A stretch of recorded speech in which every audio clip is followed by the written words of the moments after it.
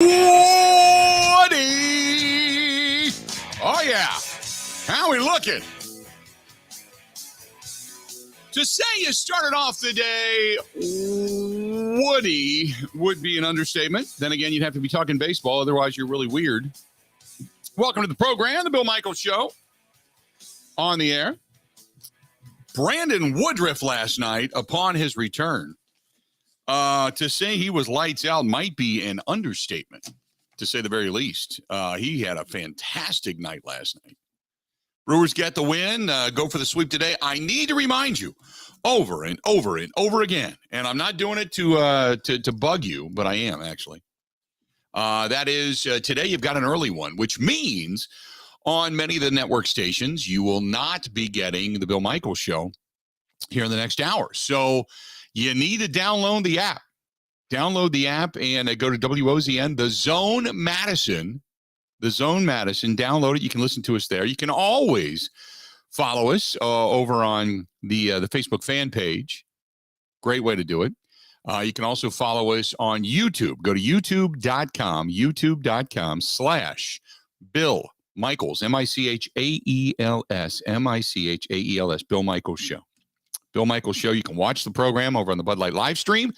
You can always follow us on the Zone app. You can follow us on the website, which is simply thebillmichaels.com, thebillmichaels.com. I say it thebillmichaels.com just to piss off Ohio State because they have patented, in case you did not know, they have patented the word the, which I find relatively ridiculous, but regardless. So there you have it. That's plenty of ways to get a hold of us. You can also email the program, thebillmichaels@gmail.com. That's thebillmichaels@gmail.com. So a lot of good ways to go. Ben, what did you think of last night? Because last night for Woodruff was fantastic, in my opinion. Very, very impressive. The big number to me there is the strikeouts. It's not like he just coasted his way through 5 innings and had to throw a lot of pitches. It's not like there was a lot of traffic on the base paths. He did give up the 1 run, but the 10 Ks is very good news for his health and his stuff, really. Like when you come back and your stuff is good, you know there's something to build off. I still want to see it a couple more starts before I'm fully like Woodruff is back to Woodruff, but really encouraging signs. Gott came in, gave up a couple of hits, but I got out of the inning. Boxberger, a clean inning, zeros across the board. Alexander came in 2/3 of an inning and just did not look good. Devin Williams had to come in and clean that inning up, and then Hader comes in and closes it down. Ultimately, the Brewers get a 5-3 win last night. Christian Yelich again goes 2 for 5. Again, Willie Adames, boom. McCutchen, boom. Urias 2 for 4 last night. Big night last night. Many are wondering whether the Yelich move to leadoff is like when J.J. Watt moved to defense. J.J. Watt was a beast. You know, now if J.J. Watt been a full-time tight end, he would look different, but the speed that he has or doesn't have coming off the line would have been a hindrance. He would have been a give me a tight end that you think that he would be equate to. Ooh. Think about that for a minute. If he would have went to the offensive side. Mercedes Lewis signs? Kind of. Solid player, physically imposing. Yep. He probably would have been a Mercedes Lewis. He would have been a guy that would have been a possession receiver. He would have been a guy that would have been really good blocking the edge. Would probably have taken a lot of pride in plowing your ass over. Yeah, I can see that. That's a good call. So in that setting, if Watt is Mercedes Lewis, is Yelich now Pete Rose? No. I can't see. First of all, I can't see Yelich running to first base on a walk. I can't see him going head first and plowing people over. No. I don't know anybody in today's game that you could equate to Pete Rose. Do you? No, definitely not. No, not at all. Just don't know. 877-867-1670. You want to find us? Please feel free. Again, 877-867-1670. Find us and you can track us down via phone number. Phone lines wide open. Also, you want to find us on Twitter at Bill_Michaels. At Bill_Michaels. Find us there. You can find Ben over at Ben Z Kenny over on Twitter as well. You can find us on, like I mentioned before, Facebook. Go to the Facebook fan page, The Bill Michaels Show. Also on YouTube. Go to youtube.com/Bill Michaels Show. Same thing over on Twitch TV. Email us, thebillmichaels@gmail.com. You can always find us on the website, which is simply thebillmichaels.com. And then after the program, whether you missed a minute or you missed all of it, doesn't matter. You can still catch us Spotify, Apple iTunes, and Google Podcasts, everywhere podcasts are downloaded. We've also got, you can listen to us over on the iHeart app, the Odyssey app, the TuneIn app, but, the app you want to go to, the one you want to pay attention to. Download it, put it on your phone. It is the Zone Madison. You can put it on your mobile device, or you can just listen to us through your computer, through your laptop. There you go. Do people even have desktops anymore? I guess they do, right? In companies, maybe big corporations that are run from home. I can see that. But beyond that, not much. So Woodruff gets a nice win yesterday. That was great to see. I think a lot of us were kind of holding our breath just to see if he was going to come out and be good. Now, hang on to yourself for just a second. Hang on. Hold on. This one comes to us from Bill. Bill says, Woodruff, huge night last night. Big sigh of relief. Now we don't have to worry about starting pitching. We can move on to only concentrating on trading for another arm in the relief efforts or another bat in the field.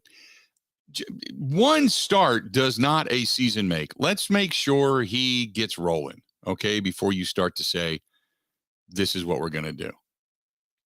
Just hang on. Hold on. Don't get crazy on us.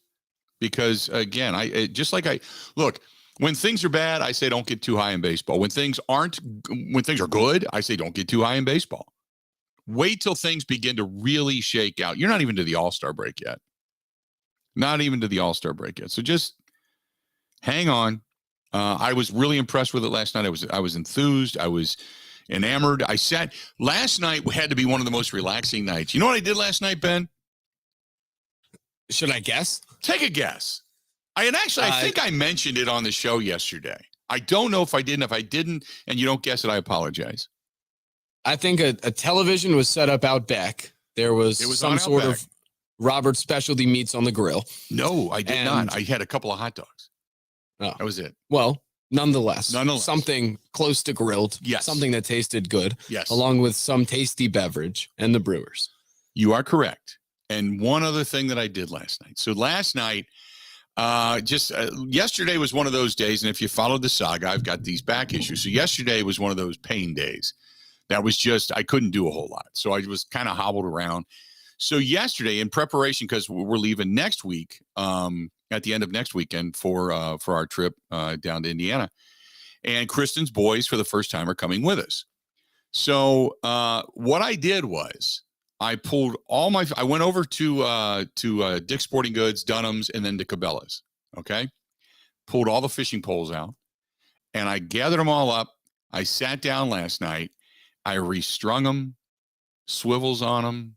Went through I bought a new tackle box, opened up my old one. And your old tackle box, if you've had a tackle box more than 5 years, unless, of course, you're one of these new age people that really keep it clean and you're freakish about it, and you've got one compartment for one thing and one. So I have the old flambeau where you open the top and then the lid comes all the way open and the drawers come sliding up, and then you got the big base in the bottom.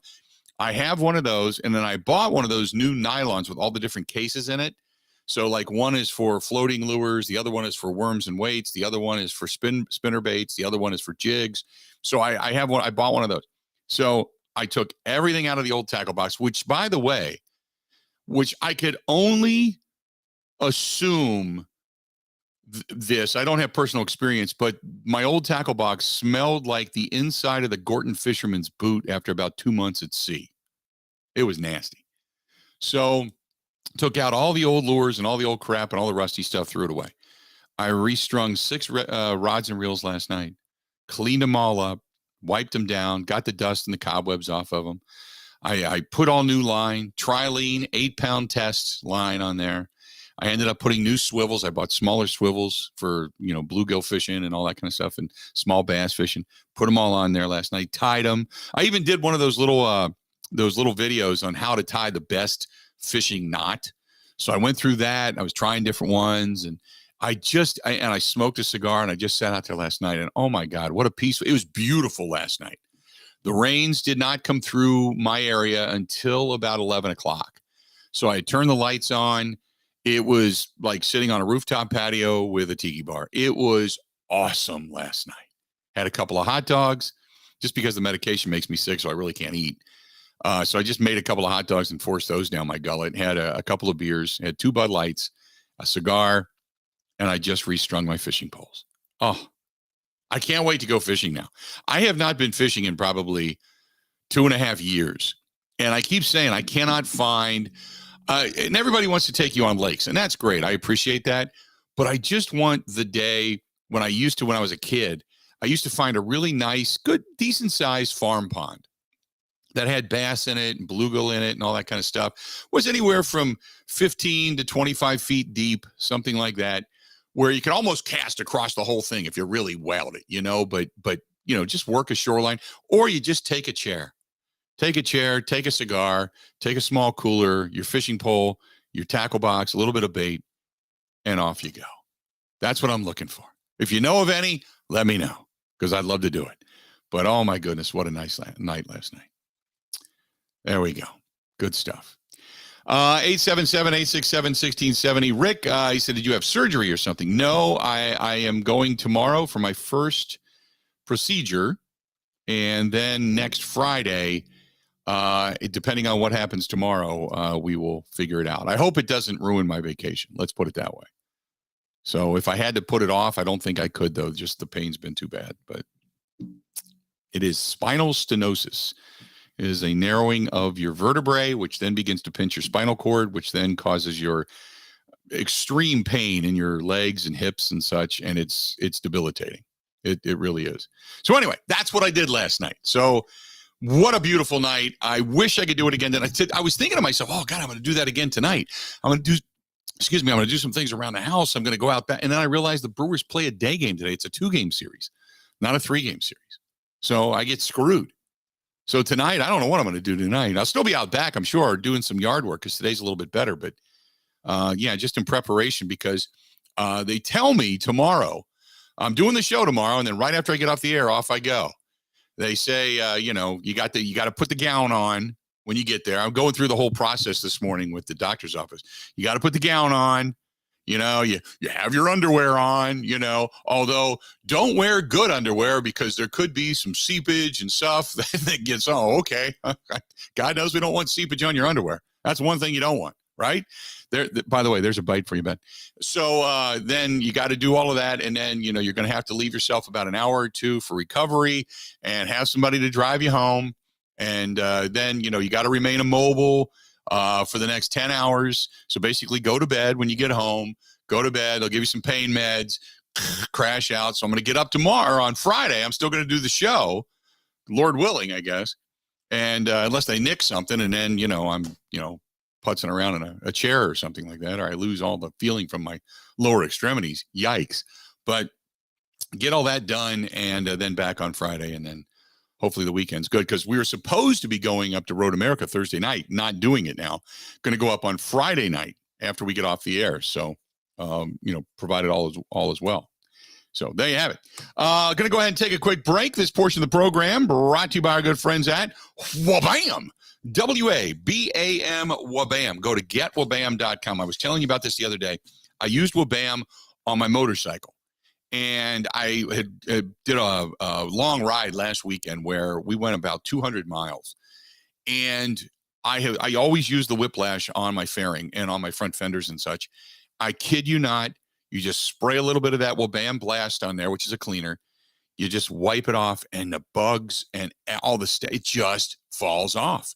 I'm telling you, whether it's the stuff for your fairing, for your car, for your boat, it's cleaning products, it's scrubby wipes, it's disinfectant wipes, whatever, whether it's janitorial or your home needs, whatever, go to getwabam.com. That's GetWabam, W-A-B-A-M. Go to getwabam.com. The stuff flat out works. More of the Bill Michaels Show next. Ready? This is the Bill Michaels Show on the Wisconsin Sports Zone Radio Network. The Thunder is back, and you don't want to miss it. June 30th through July 3rd. It's the NASCAR Cup Quick Trip 250 and the Xfinity Series Henry 180. For tickets, go to roadamerica.com.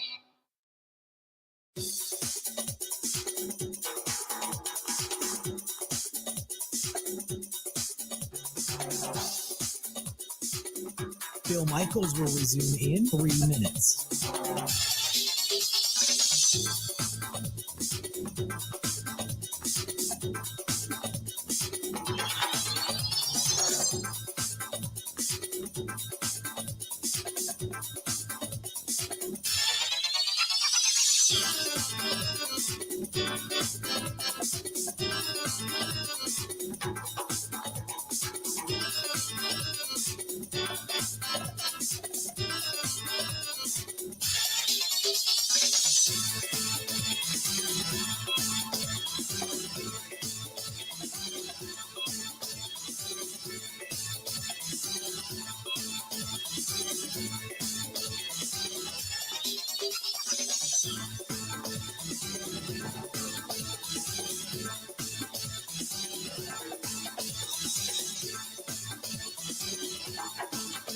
Bill Michaels will resume in 2 minutes.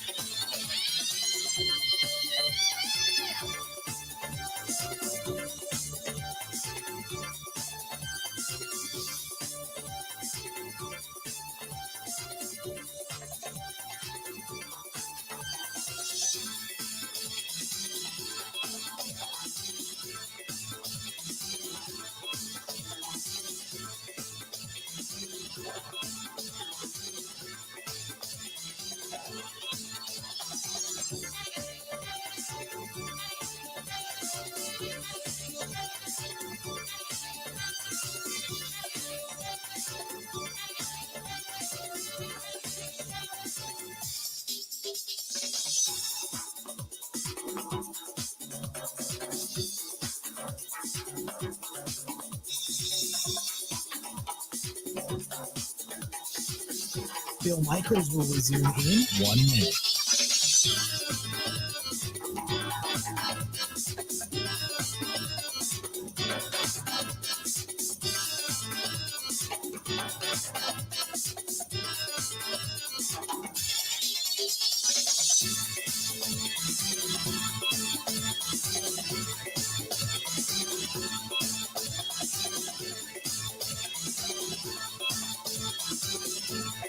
Bill Michaels will resume in 30 seconds.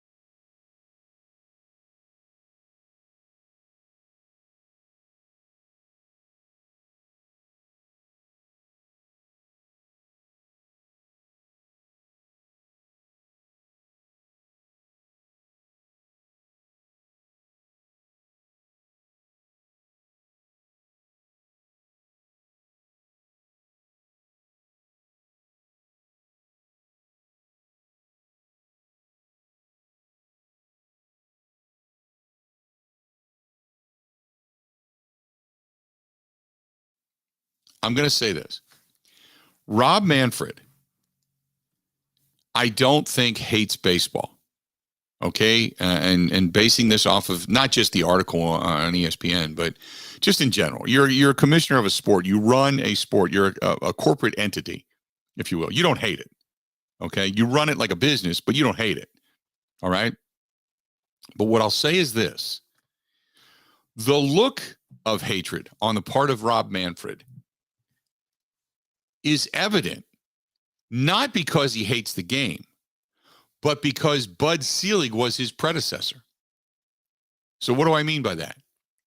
It means Bud Selig, if you ever had a chance to talk to Bud Selig, ever,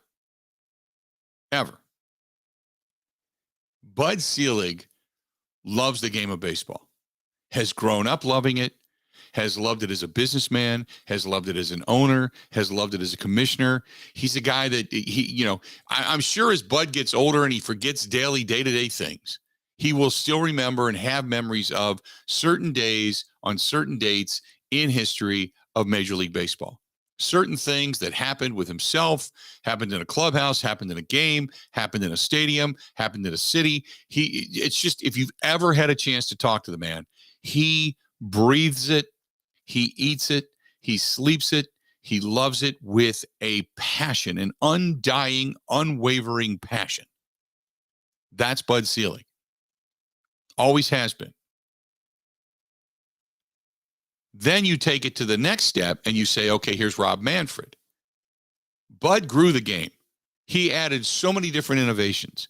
The wild card, drug testing, interleague play, revenue share. I mean, there were so many things that happened under Bud Selig's watch. And what do you get out of Manfred? Labor strife, canceled games, shortened season due to COVID. Then he comes out and makes a couple of missteps where it's being publicly argued and negotiated on both sides about money in front of the fans who don't give two damns, who are losing jobs. COVID's kept them in their house. All they wanted to do was have the distraction of baseball. And then all of this goes on, fighting, as the owner said, for 100 games and 110 games and going on and on and on. And then Manfred comes out after all the negotiations are over and slips and says, we never had any intention of playing more than 60 to begin with. And made him look like a big liar. The difference between Bud Selig and Rob Manfred is night and day. So while on one hand, I will say, and I'll defend, I don't know what's in Rob Manfred's heart. I do know he probably, most likely, does not hate the game of baseball.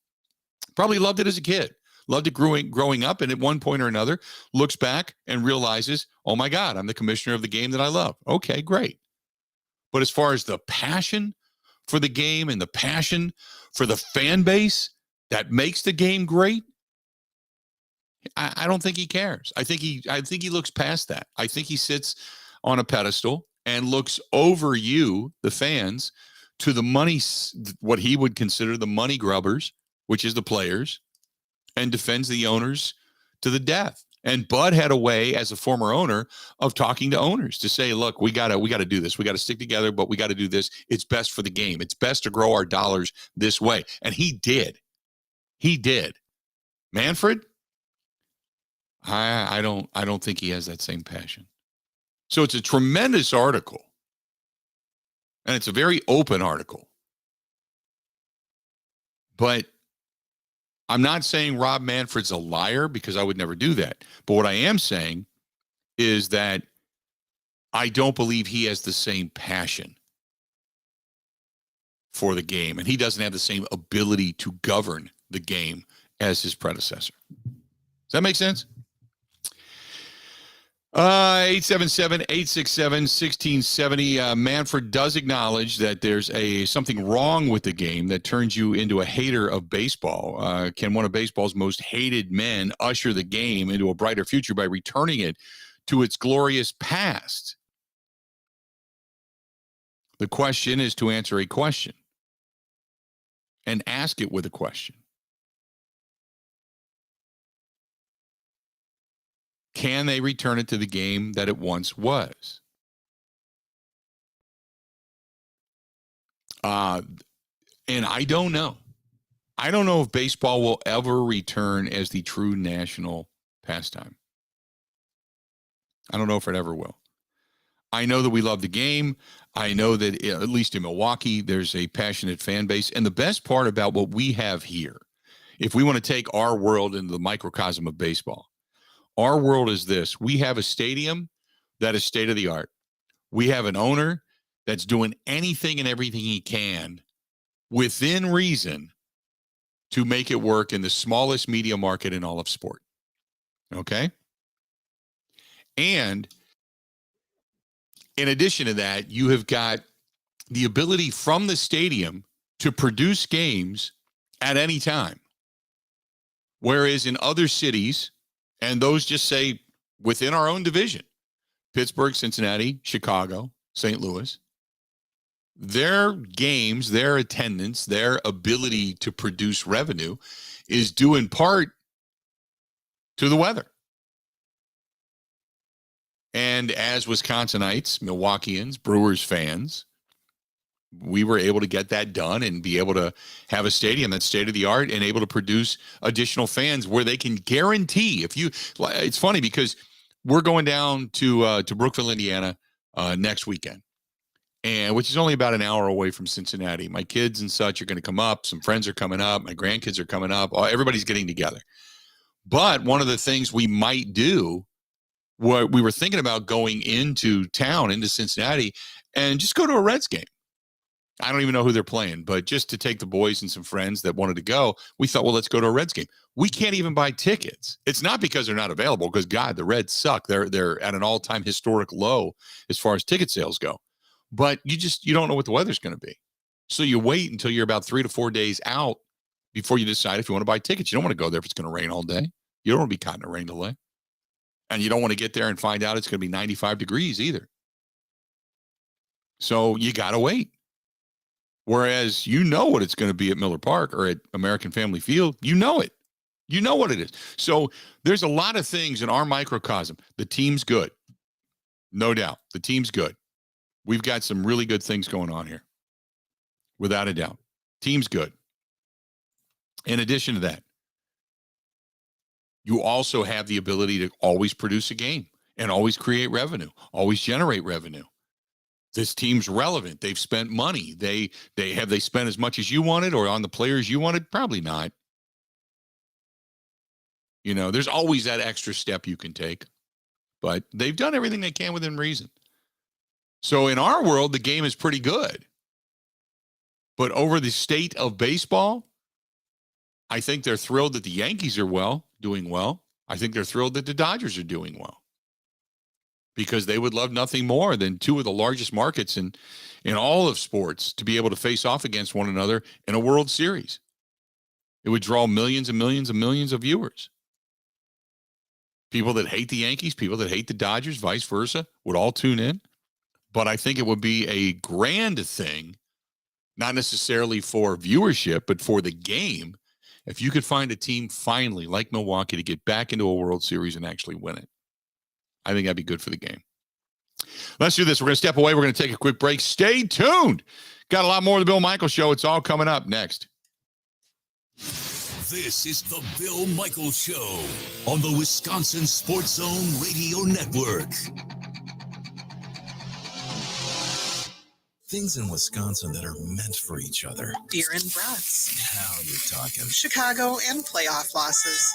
Delicious. Sunshine in Pella windows. Gina Della from Pella. 44% more natural light enters your home when we install our innovative hidden screen. Available exclusively on Pella 250 series single hung, double hung, and sliding windows. It's super easy and sleek. The window screen folds away when closed, keeping it clean from the elements and preventing bugs from entering your home thanks to a tight seal. Best of all, you and your home get to bask in all of that extra sunlight. Yeah, but the wear and tear from opening and closing screens. It was designed and tested to last 9,400 cycles, the equivalent to opening and closing it every day for 25 years. Man, that's got to be expensive. Choose 0% financing for 72 months or a free upgrade to the hidden screen on our 250 series. Whoa, I need to jump on that now. Visit PellaWI.com today. Certain restrictions apply. See Pella Experience Center for details.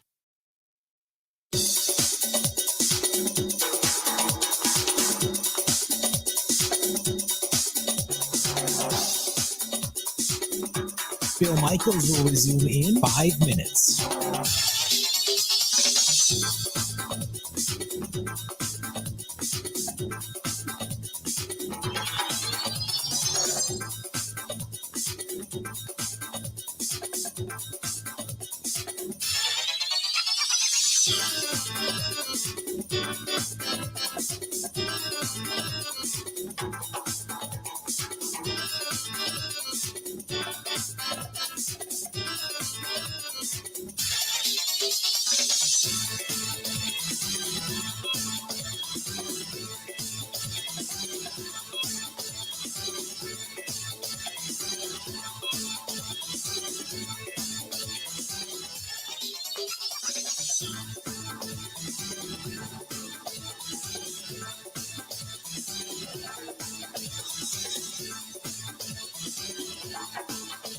Phil Michaels will resume in 4 minutes.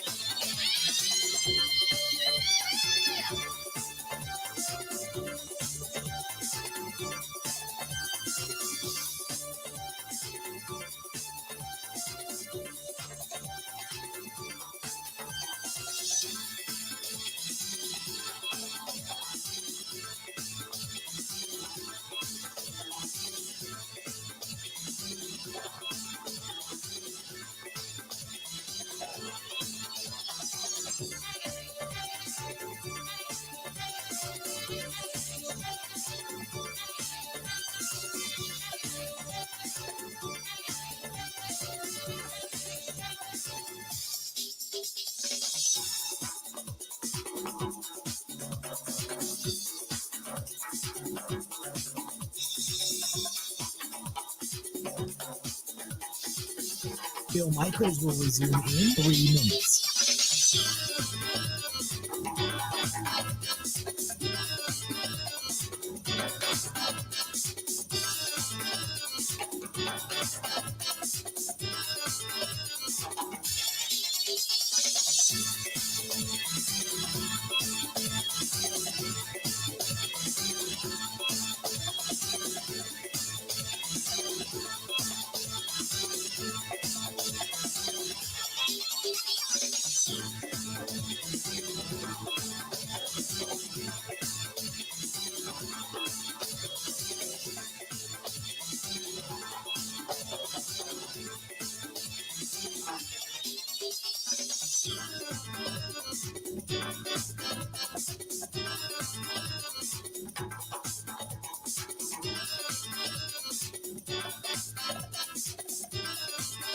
Phil Michaels will resume in 2 minutes.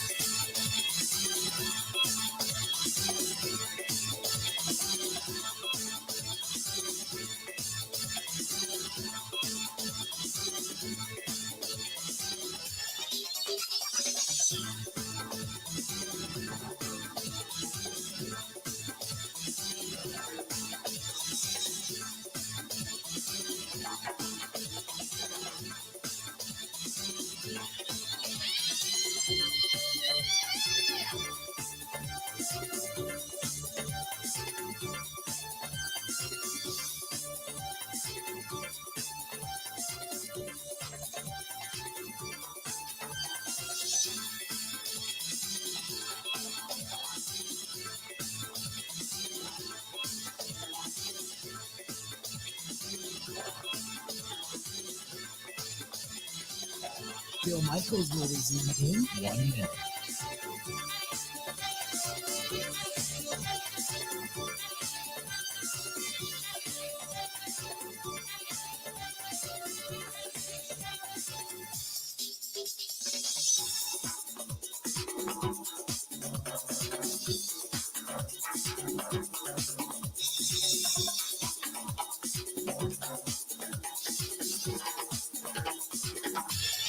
Phil Michaels will resume in 30 seconds.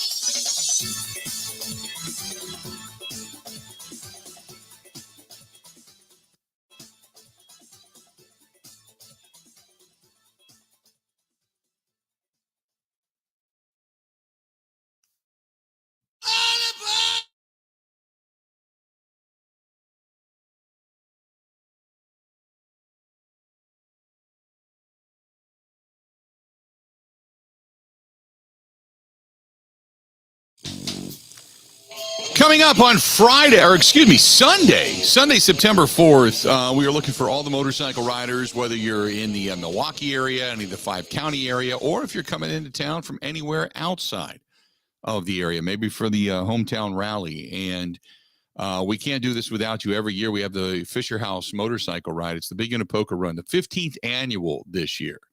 And we do it benefiting Fisher House, Wisconsin, which houses veterans, military members, and their families at some of their, really serious times of need when it comes to healthcare.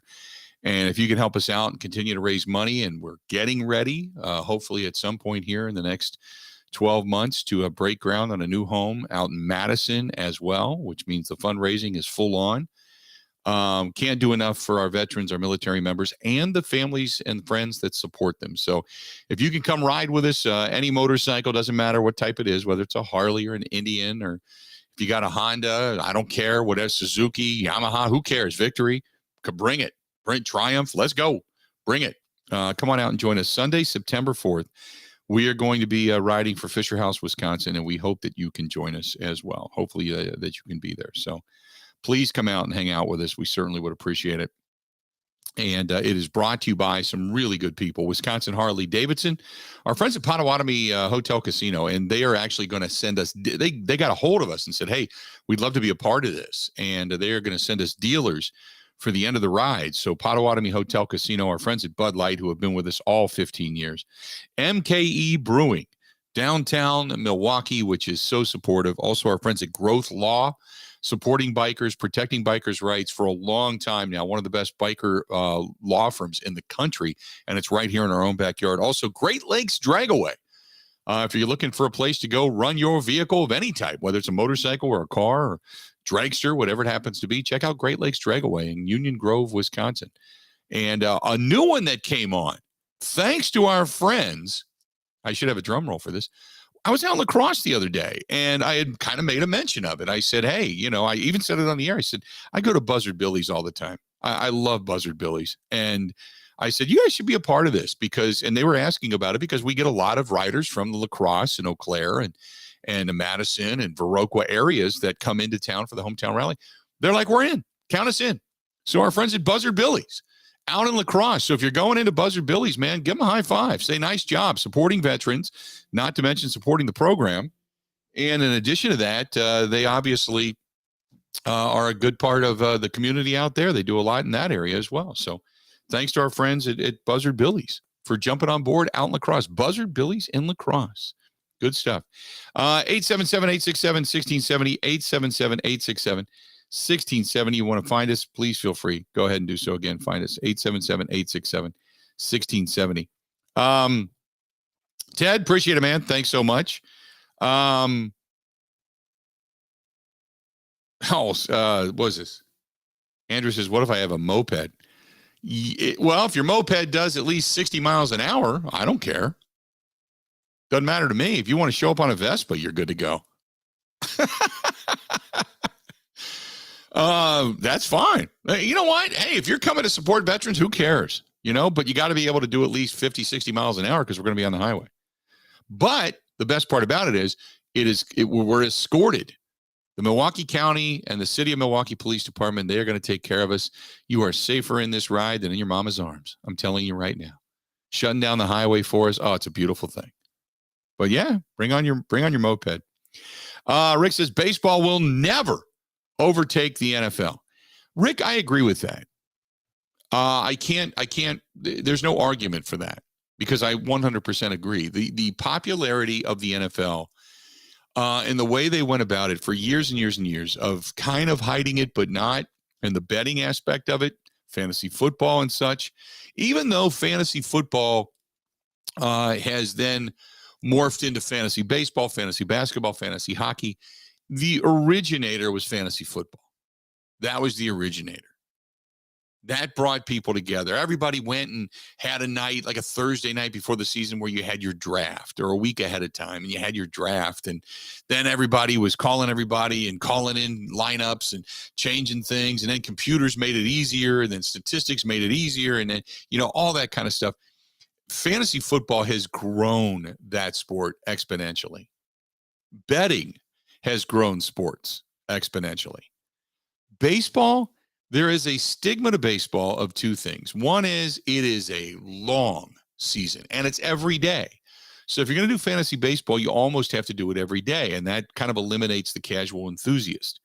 And then the pace of play, something they've been trying to overcome for a long time, and they still, cranius rectus invertus, have their heads up their rear ends when it comes to this.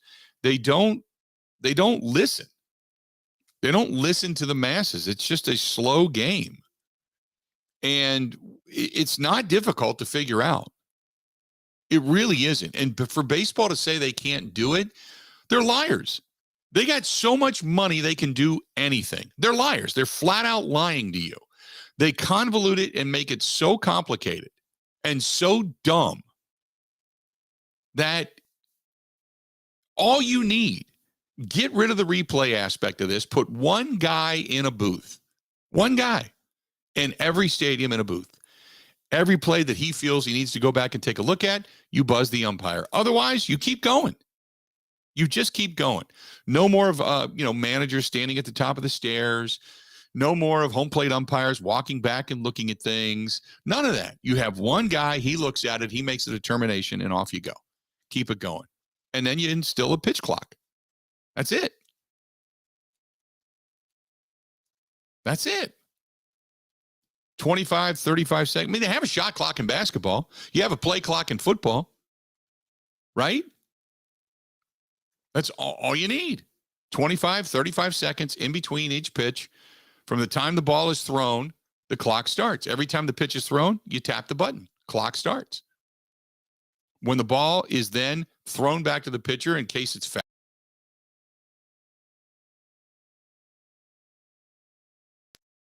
and if the ball's put into play, then at the time the ball is actually timeout called by the umpire, clock starts. Simple. It's easy to figure out. They just want to do it because they don't want one, piss off the players. To hell with the players. If you're not going to have any fans come to the game and you're going to watch the erosion of popularity because of the pace of play, you have nobody to blame but yourself.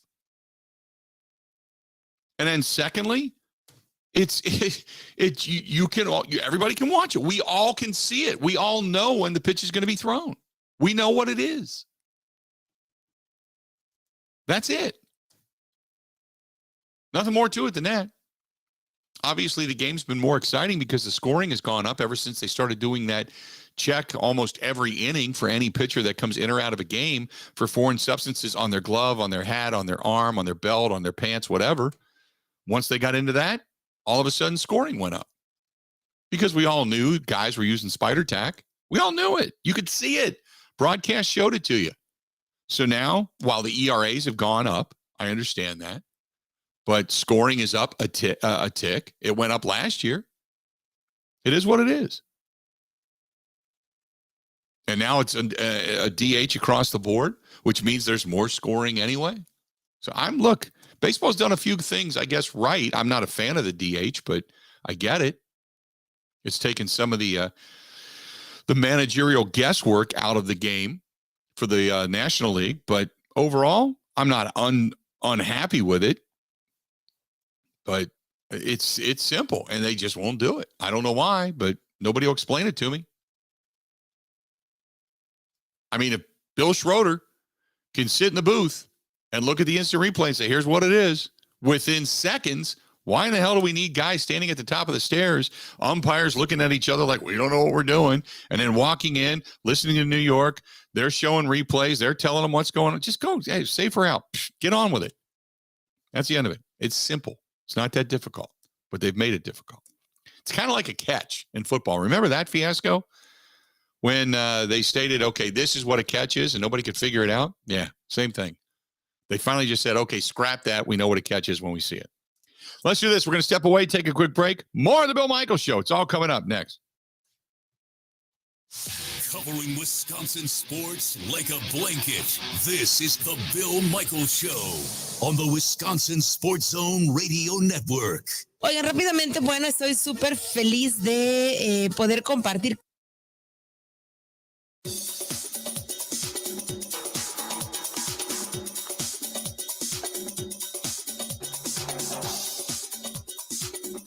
Bill Michaels will resume in 3 minutes.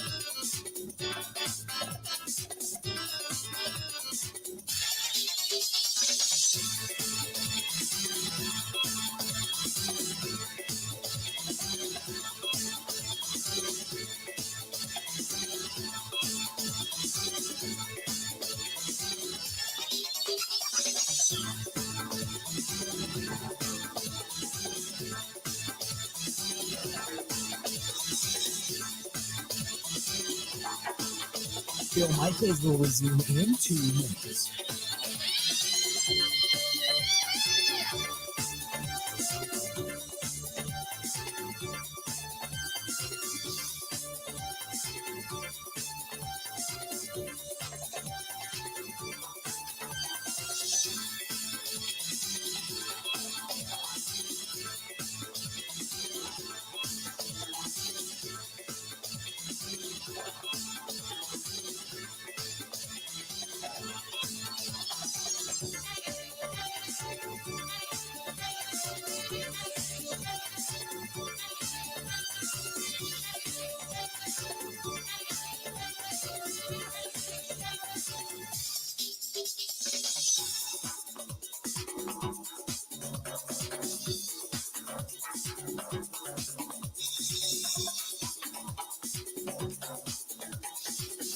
Bill Michaels will resume in 1 minute.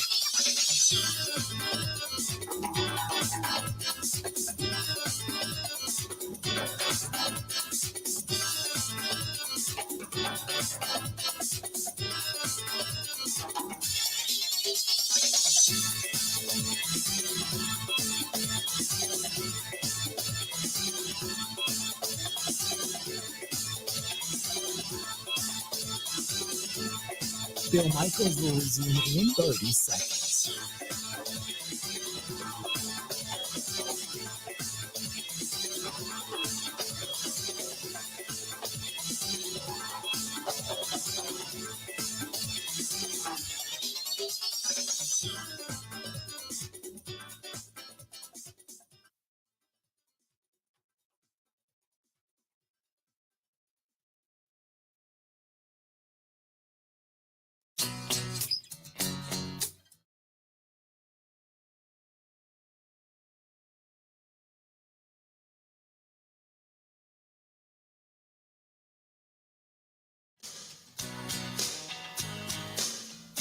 Welcome back. Bill Michaels Show. We continue on. Glad you're with us.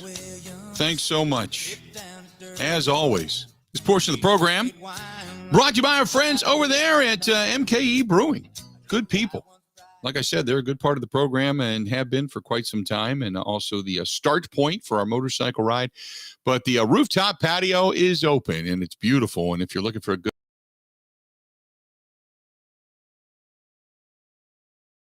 or maybe even check out the fireworks coming up on Sunday night, that might not be a bad place to go. Might not be a bad place to go. Check out our friends over there at MKE Brewing. That's MKE Brewing. There you go. 877-867-1670. Craig Counsell, after the game yesterday, after Woody made his spectacular, triumphant return to the mound after striking out 10, giving up 1 run, no walks, and looked sharp. Counsell said he was happy. Woodruff made it 5 innings and said, you know what? We will build from there. Yeah, I mean, I thought, as expected, I think that just the big league start is just a little bit more. And so we kept him that was kind of what we respect. Keep him at the same pitches that he got through 5 innings is impressive. And we'll build it from here. Last night, Woodruff's fastball. If you were watching, and I think a lot of us were intently because we wanted to see how Woodruff was actually going to do. And if you watched his fastball last night, he at one point early on in that ball game, and I think it was to Franco, He threw a pitch to Franco. And now Franco ended up grounding out, but he threw a fastball. I don't know if you watched it. It kind of like hopped. The fastball had some action on it last night. Looked really good. Counsell said he loved Woodruff's fastball last night. And I think Woody has room for error with his fastball when he's throwing like that, and that's what we saw. But you slow the hitters down a little bit with the off speed, but the fastball's so good that it's hard for them not to be on it. Even when they're looking for it, he can get it by you. When he says he's got room for error, that's because even if you put a fastball up in the zone, if it's hopping like that, guys can't get on it. It has some movement last night, which is a little bit strange for don't get me wrong, the humidity's there in Florida, but inside a dome, inside Tropicana Field, it's usually not the same as it would be, say, outside at a very humid ballpark. But he had some hops last night, solid. Then the big sixth inning came around. McCutchen, he hits the 2-run bomb, his 7th of the season. That was off of, was it Weisler? 1 on, 2 outs in that inning. And then Urias comes up after a base hit, and he gets a 2-run. So that big 6th inning Counsell talks about. It was obviously a big inning. I mean, we came in and, Baz did a great job. Was a really, really impressive young pitcher. And there's 2 outs when Whistler comes in, and we put, 4 straight, well, it's really three really good at-bats, and Omar finished it with a hit, but 3 really just good at-bats. So Jason Alexander last night came out of the bullpen, in case you didn't notice. He goes 2/3 of an innings, and he struggled last night. Had a hit, a couple of runs that he'd given up, a couple of walks, and it just was not his clean inning. But the question was, okay, now that Woody's back, do you see, Jason Alexander coming more out of the pen? He was on the same day as Woody, so yeah, I mean, we'll see where the next appearance comes. I think he's capable of doing both, and we'll just see how it goes. In other words, not really sure. I mean, when you prepare as a starter to turn around and suddenly be a reliever, you got to hurry up and get ready, so to speak. It's different than it is when you start. Because when you start out throwing long ball and then short ball, and then you prepare for a long stretch. Whereas a reliever, it's just different. Some guys are cut out for it, some guys aren't. So we'll see what they end up doing with Alexander. But the big news was Counsell had said, look, Woodruff's 75th pitch, it was just as good with same velocity and such as his first pitch, which tells you that the man's healthy. I think just, throwing 75 kind of intense pitches, that's kind of the test of it. And, pitch 76 or whatever in the 5th was just as good as the first one. So when you see something like that, you feel like you got a healthy pitcher. There you go. Good stuff from Craig Counsell, and the Brewers get a win. Back at it again today, turning things around in a day game today. Don't forget, if you're going to lose this here shortly, make sure you download the Zone app out of Madison, WOZN, the Zone. You can also listen to us on the Facebook fan page. Go to YouTube, youtube.com. You can watch the program, youtube.com/Bill Michaels, Michaels, Bill Michaels Show, youtube.com/Bill Michaels Show. And you can watch us there. That way you can have the game on in the background or the television on, watching it, and then obviously keep us on as well as we continue on throughout the rest of the day. Hey, got to say thanks to our friends at Boondocks Barbecue, Burgers, and Brews right there in Stone Bank, Wisconsin. And today, by the way, is Wing Wednesday, starting at 4 o'clock today. 75-cent smoke wings, perfectly crisp, served with the choices of signature sauces. There you go. Wing Wednesday. Get out there and check it out. Our friends at Boondocks Burgers, Barbecue, Brews, Stone Bank, Wisconsin. Good stuff. Stop in, tell them we said hi. They're good people out there. Really good people out there. County Road K, as a matter of fact, in Oconomowoc. 1 hour down, 3 yet to go. Stay tuned. More of the Bill Michaels Show. It's coming up next.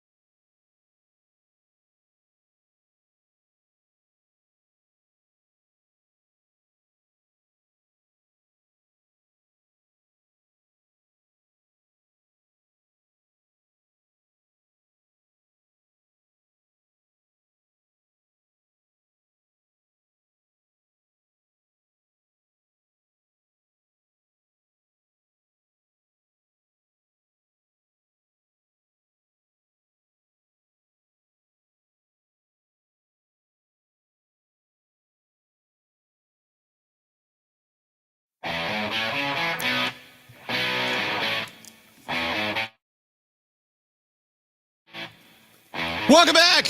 Hour number 2 of the Bill Michaels Show. How are we looking? Glad to have you. Hopefully enjoying your day. Beautiful Wednesday as we are now midway through the week. Brewers back at it today. Taking on the Crew. Taking on the Tampa Bay Rays down at the Tropicana Field. They got a win there last night. Nice win last night. Last 6 games for Andrew McCutchen, he's batting over 340. I mean, that he's been clubbing the ball. You're getting something out of him now.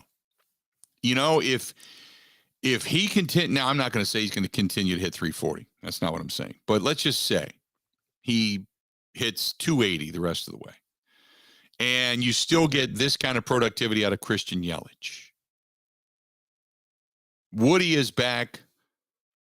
Let's just say, okay, I'm just saying for S's and giggles, that and not to say he's going to pitch, 1-run game every game out, but let's say, his ERA ends up at about 2.4, 2.5 by the time it's all said and done.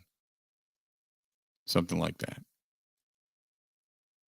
You start to get these kind of hits. Urias is hitting with a 2-run bomb last night.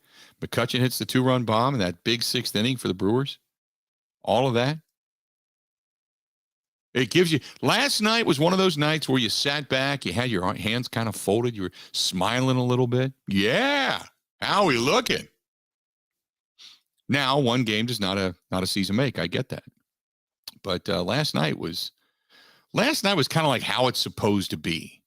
Good pitching, a little bit of bullpen help. You're not going to shut everybody out every day. You give and take, but you score 4+ runs a game and you're going to win. Brewers did it last night. Good job. 877-867-1670. We were talking about baseball a little bit earlier. Complicated Fella says, when will the umpire behind the plate be replaced? That will increase the speed of the game. No more arguments at home plate. I don't think you're ever going to replace the home plate umpire. What you're going to do is see umpires continue to be graded over balls and strikes, and they're going to continue to change their strike zone somewhat and keep decreasing it into the box that you see on television. And then for the most part, let's be honest, umpires are pretty good. They're not bad. Okay? The only time they're bad is when you're seeing them call strikes way out. You don't mind it when they're calling a strike 3 and punching somebody out in that magnanimous way. When it's your guy that's on the hill. You don't mind that. You don't mind that. But what we do see and get upset by is the fact that, there are umpires who have expanded strike zones. As long as they go for both sides, I don't care if it's consistent. But what we have seen in the past is some umpires with these expanded strike zones that tend to irritate us at times. But the problem is calls at the plate. Fair and foul, calls at the plate, safe, out. All that stuff needs to be taken into consideration. You had the game between the Yankees, it was the Astros, where Aaron Judge went to swing the bat, and the bat barely tipped the glove of the catcher, but it was catcher interference.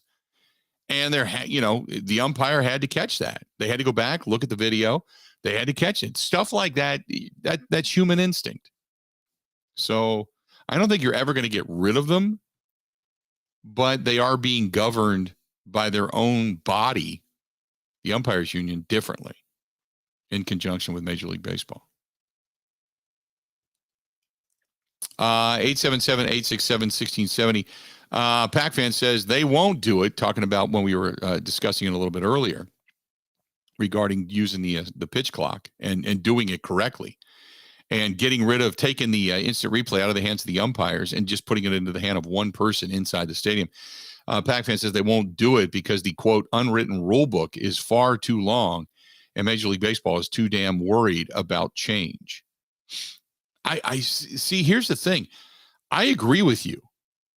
It's the unwritten rule of the gamesmanship between the batter and the pitcher, and the pitcher staring down the batter, and the batter stepping out of the box, and on and on and on. It's all that crap.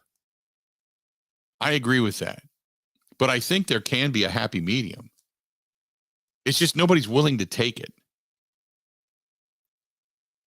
Greg says too many makeup calls and a 3-0 count next pitch is not a strike call. It's not a strike. Call it that way. And Rick says umpires are part of the game. And I do believe that. I believe if you take umpires out of the game, it loses its flavor. Nobody wants that. You know what? I've been a big proponent of eliminating a lot of the replay.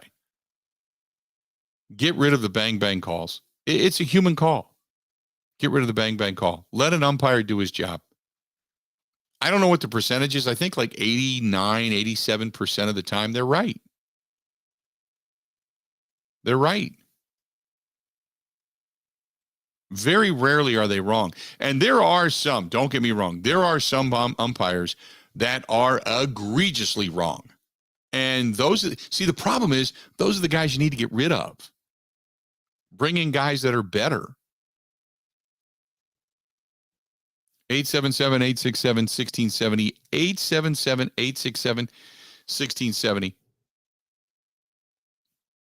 Give us a shout. Again, 877-867-1670. Hit us up. This was from Jimmy. Jimmy says, hey, Bill, long-time listener, first-time emailer. He says, I agree with you regarding baseball. It can be long and it drudges along. I think that baseball could speed itself up in certain areas, but then again, when you get a high-scoring game, it's always going to be a longer game. So there's no guarantee that you're going to have games consistently under 3 hours per game. Just sit back, relax, and enjoy baseball. You know what you're in for when you go to the game. My kids and I always know we're staying until the last out, no matter how long it takes, unless, of course, it's a long rain delay, which, and as he has in parentheses, we don't have to worry about in our own backyard. Jimmy, appreciate the email. You do kind of understand that it's talk about unwritten rules. The unwritten rule is if you stay till the entire game, it's usually about a 3-hour game. Learn to love it. If it's your team and it's exciting, it is what it is. If it's a boring game, and it's a boring game. That's the reason they put the DH in. Get rid of the boring game. Make sure that guys that can hit can hit. Get rid of the bunt. Get rid of the sacrifice. Get rid of awkward pitchers trying to take a swing. You know, that's what they wanted to do. We'll see if it has an impact on viewership. We'll see if it has an impact on run scoring. We'll see if it has an impact on fan enthusiasm when the end of the year rolls around. See what happens. I agree. 877-867-1670. Rick over on the Bud Light live stream says they need to change the rules about stepping out of the batter's box. If you need to, okay. If you're doing it for gamesmanship, to slow a pitcher down, as long as it stays within whatever the allotted time we would give you would be, say we give you 30 seconds, 25 seconds, whatever it is, you can step out and get back in. But if that pitch is thrown, unless, of course, you have a legitimate reason, say your batting glove's fallen off or it didn't take tight enough or something, whatever. There will be instances. Or you're only allowed one step out per at bat. You can do that too. Maybe you go in that direction. You say, look, you can step out, but you're only allowed one per at bat. So it's not going to be constantly stepping out because the pitcher doesn't throw the ball at a particular, pace, so to speak. You know what I mean? But I would agree. But it's all the little nuances and gamesmanship of baseball. And I don't know if baseball itself, nor fans for that matter, are willing, we'll say, to give it up. You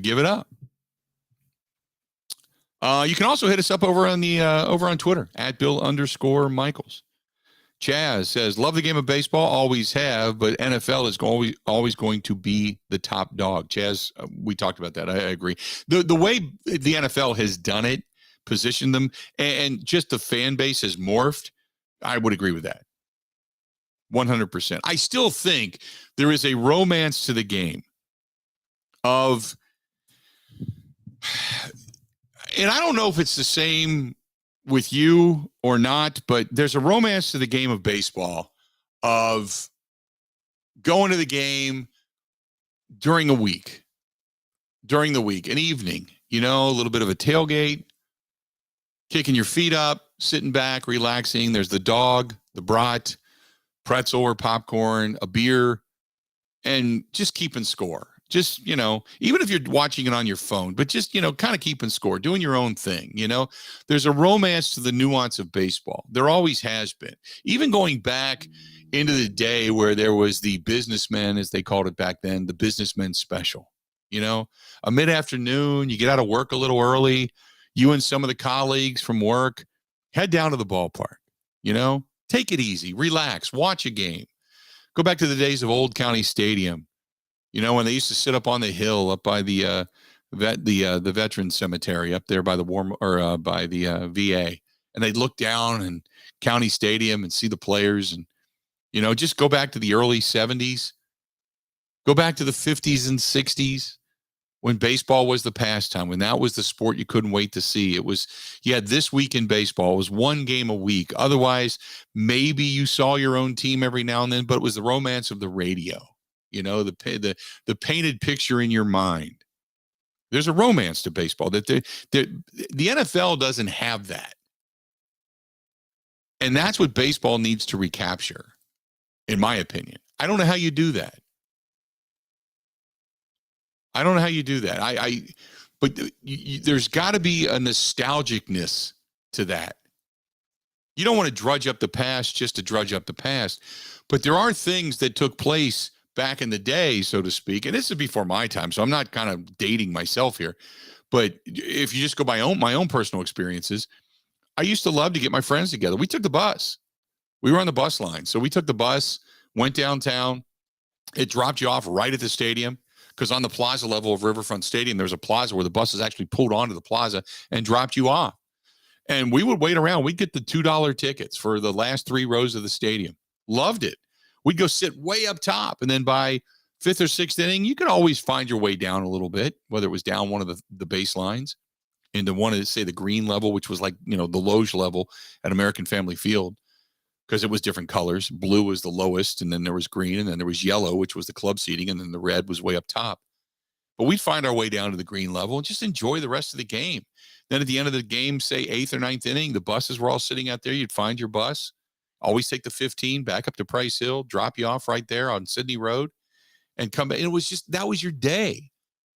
I don't know whether it's just the world we live in. Things have gone by to where we've lost some of the romance of the game. I agree with you. I don't think baseball's ever going to overtake the NFL, but there has to be a niche for baseball and the romance that is baseball. Ben, were you like that when you were growing up? Did you take the bus or, bikes or get dropped off by mom and dad with your buddies and just go take in a game? Yeah, there's there are 2 subway lines in Philadelphia. Most of it is above ground, but there's one that goes right through the middle, down Broad Street to City Hall, which I'm sure, like whenever there's a sports game in Philly, they show that's the TV shot that they establish whatever quarter with. But yeah, I'd hop on the subway, go down to a game all the time. I don't really know, because that was, when I was going to games, that was still 2009, 2010. Mm-hmm. So this still might be a little bit of a different era. Yeah. No, I get it. I understand it. But I think go ahead. I think there's a lot to be said just about like the age, I think naturally whenever someone is older, like even just out of childhood, they look back to whatever games they went to at that point in the sport as, like the best time of baseball. I just think that's kind of the power the sport has. So naturally, I think there's second guessing with, what's different time to time. Right. No, I would agree with that. 877-867-1670. If you have to talk about the romance and memories of baseball, what would it be? If you were going to say, this would bring me back to the game. This is why I love baseball. This is the reason why I would love to come back to the game, in case maybe you just aren't a fan of the game anymore. Who knows? Stay tuned. We got a lot more of the Bill Michaels Show yet to go. Stay tuned for all of that. This portion brought to you by our friends at Forgotten Fire Winery. Why do I bring that up? Because, oh my goodness, they have got a lot going on. A lot going on. Sunday, they've got live music. Or Saturday, Sunday, and Monday. Monday, normal business hours, 10 a.m. to 5 p.m. Saturday, live music by Fire on High. From 12 to 4, they're going to be grilling for charity with the local AmVets that are there, which is fantastic. It's a great group. Sunday, live music. Matt Johnson's going to be there noon to 4. Grilling for charity by the Peshtigo Music Parents, fundraising for the Peshtigo school system, the music departments. And they're taking a trip to Nashville. Cool stuff there. And then Monday normally open. So they're going to have wine, slushies, and for God's sakes, anybody, Jake, if you're listening, I saw on Facebook, Moscato is back. They've got Moscato's back. Now, I'm going on vacation next weekend. For the love of God, in some way, shape, or form, can you please get me some Moscato? If I got to give you my address, I'll do it, but let me know. For the love of God, I need some of that Moscato to take with me on my trip. So Chris, Melissa, Jake, everybody there, give us a shout because we love some of that Moscato. Because I was told we're going to be making some, and it was about ready to be casked and put back into the bottles. Oh, I just couldn't wait for it, but they didn't have any when I was there, so got to get it. And look for it by name: Forgotten Fire Winery in your local grocery stores and your local wine stores, your liquor stores. If you can't get to Peshtigo, look for it because they got Moscato and it's back. Stay tuned. More of the Bill Michaels Show next. Covering Wisconsin sports like a blanket. This is the Bill Michaels Show on the Wisconsin Sports Zone Radio Network. One of the worst things that you can hear, you have cancer. The worst is when you hear the words, your child has cancer. When a child is diagnosed with cancer, it changes their world. Sometimes they can't even do things that they really love, like playing soccer, riding a bike, going to prom, attending school. Children with cancer spend a lot of time away from others. Time in the hospital, treatments, tired, nauseous, and they feel isolated. That's where Special Spaces Wisconsin steps in. They provide these children with a special space where they can not only sleep, but they can play, they can heal, they can spend time away from the challenges of their illness. It's a customized bedroom designed just for them. How about a princess castle or a pirate ship or a sports-themed bedroom? They transform that child's existing bedroom into a place that only he or she can imagine. A place for them just to be a kid. This effort is done with teams of dedicated volunteers and sponsors, just like our friends from Pella Windows and Doors of Wisconsin and all the community partners. If you'd like to find out more or to donate, go to specialspaces.org. That is specialspaces.org.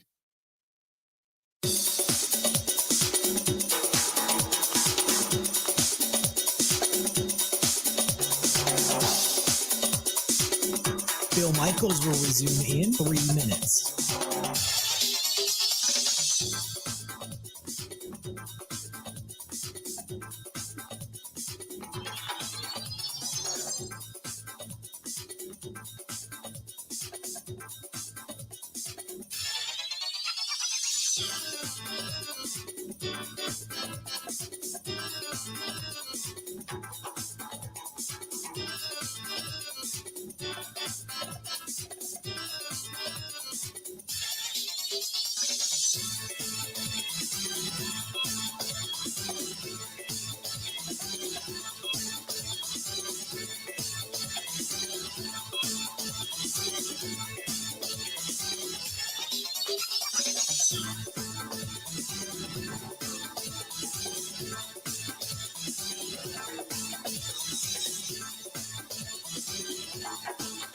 Bill Michaels will resume in 2 minutes.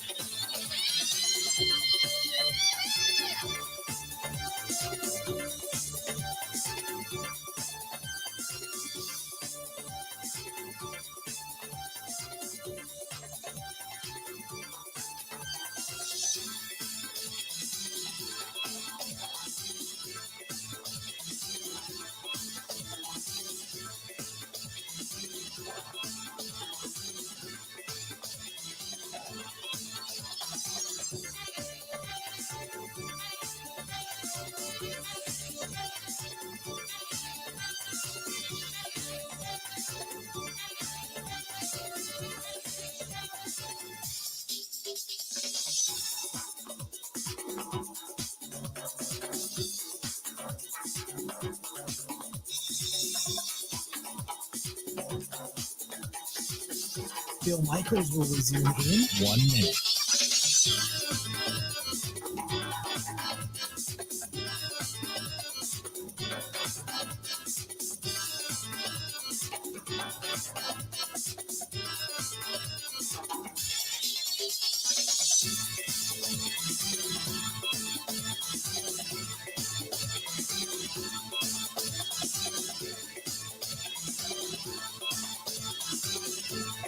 Bill Michaels will resume in 30 seconds.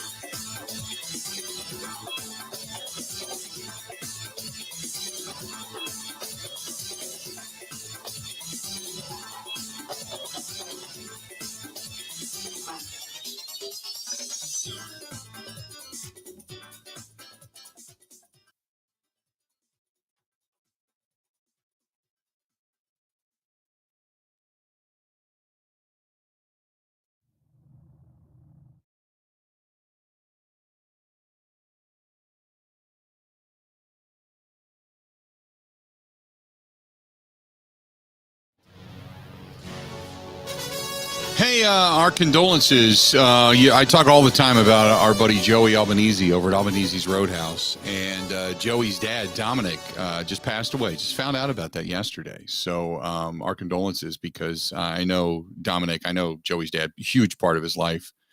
Really, not only his kind of hero, but his mentor in the restaurant business for a long, long time. So if you do go over to Albanese's, tell Joey, hey, sorry, condolences you just heard, if you have not heard already. But his dad, I know his dad had been ailing a little bit, but I don't know how sudden it was that he passed. But yeah, his dad passed the other day. So our condolences and thoughts and such go out to our buddy Joey, who is such a genuinely good guy. And again, if you are looking by any chance for to join a league or what have you, head out and join them for their bocce ball nights and such, or you just want good Italian food on the west side of town. I mean, either way, it's a great place to go. But go in and say hi to Joey, give him a pat on the back and maybe a big Italian hug. You're good to go. 877-867-1670, 877-867-1670. If you want to find us, please feel free to go ahead and do so. This is, who's this from? This is from David. Right on the money, 1 foot in the batter's box, or you're out. Pitchers can pitch faster. Way too much wasted time. It's a very simple fix. When we were talking about that just a little while ago, about how to fix a little bit of Major League Baseball. I will say this though. There is the pitch clock that they use in the minors. And I don't know if you knew they did this or not, but they use the pitch clock in the minors. It seems to work rather well, actually. One of our people that listen to us over on Twitter, Sam, said we were at the Nashville Sounds game this last weekend, and with a pitch clock, it seemed to move things right along. And it didn't seem like the players and their routines were affected too much by it. And again, I think the pitch clock and the fact that you have one guy in the stadium monitoring the video instant replay, I think you'll be good to go. No problem there. But if you had to do something other than a pitch clock, I mean, go back to and Ben, so let me ask you this, because you're more of this today's day and age, okay? I go back, I was born in 66. My growing up glory days were the Big Red Machine coming up into the 70s and 80s. So, and then being in high school and going to the games and being able to drive. And even when I came home from college for a while, that span from, say, 1975-ish all the way up until, say, 89, 90, that was my span of going to baseball games. So if you were going, and I know how, we had the romance of the ballpark and the games, and there was a certain feel to it. And then again, the team was winning too. I mean, that has a lot to do with it. But what would you change about baseball being out of the younger generation? So this has been brought up a couple times, and it's not necessarily the length of games for me, because college football games are 4 hours, but we sit through them because they're entertaining. It's the constant entertainment part. The first thing I would do is I would eliminate replay and allow managers to then get into massive blowups on the field. There you go. But the second thing that I really believe in, I would move every fence back at least 40 feet. I would make it so only a couple hits every few games are home runs, and most of them are just screamers that go, like in Little League, when that kid plays right field, but he's a little bit not coordinated enough to really be good at it. So then when the ball goes by him and it starts rolling forever, because where I played Little League, it was a inner city like baseball field. Right. So there's a soccer field naturally connected. So there's no fence. The ball just rolls forever. So it's those settings, because I feel the most entertaining moments in baseball are like triples, or when you have a lot of traffic on the base pass, the ball goes into the gap. Can the guy score from first? Can the outfield get it in? That kind of stuff. So if you move the fence back 40 feet, I think that solves a lot of it. You don't get as many home runs. There's a lot more on-field action instead of dudes slowly trotting around the base pass. Well, in today's, with so many stadiums that are built, I don't think you can move them back, but you can certainly make the walls higher as long as you can see over them as fans, right? Yeah, I don't know. Build new stadiums. Figure it out. Spend billions to fix up, and that would be hundreds of billions, actually, by the time it was all said and done. So you said, what would I change? Not how would I change it? Right. I'm trying to think of things that would, because the automatic thought is, okay, when as fans, what are the couple of things that we think of when we think of, say, throwback games and nostalgia and bringing back the romance of baseball? The first two things that come to mind. A baseball team I was a fan of making the playoffs.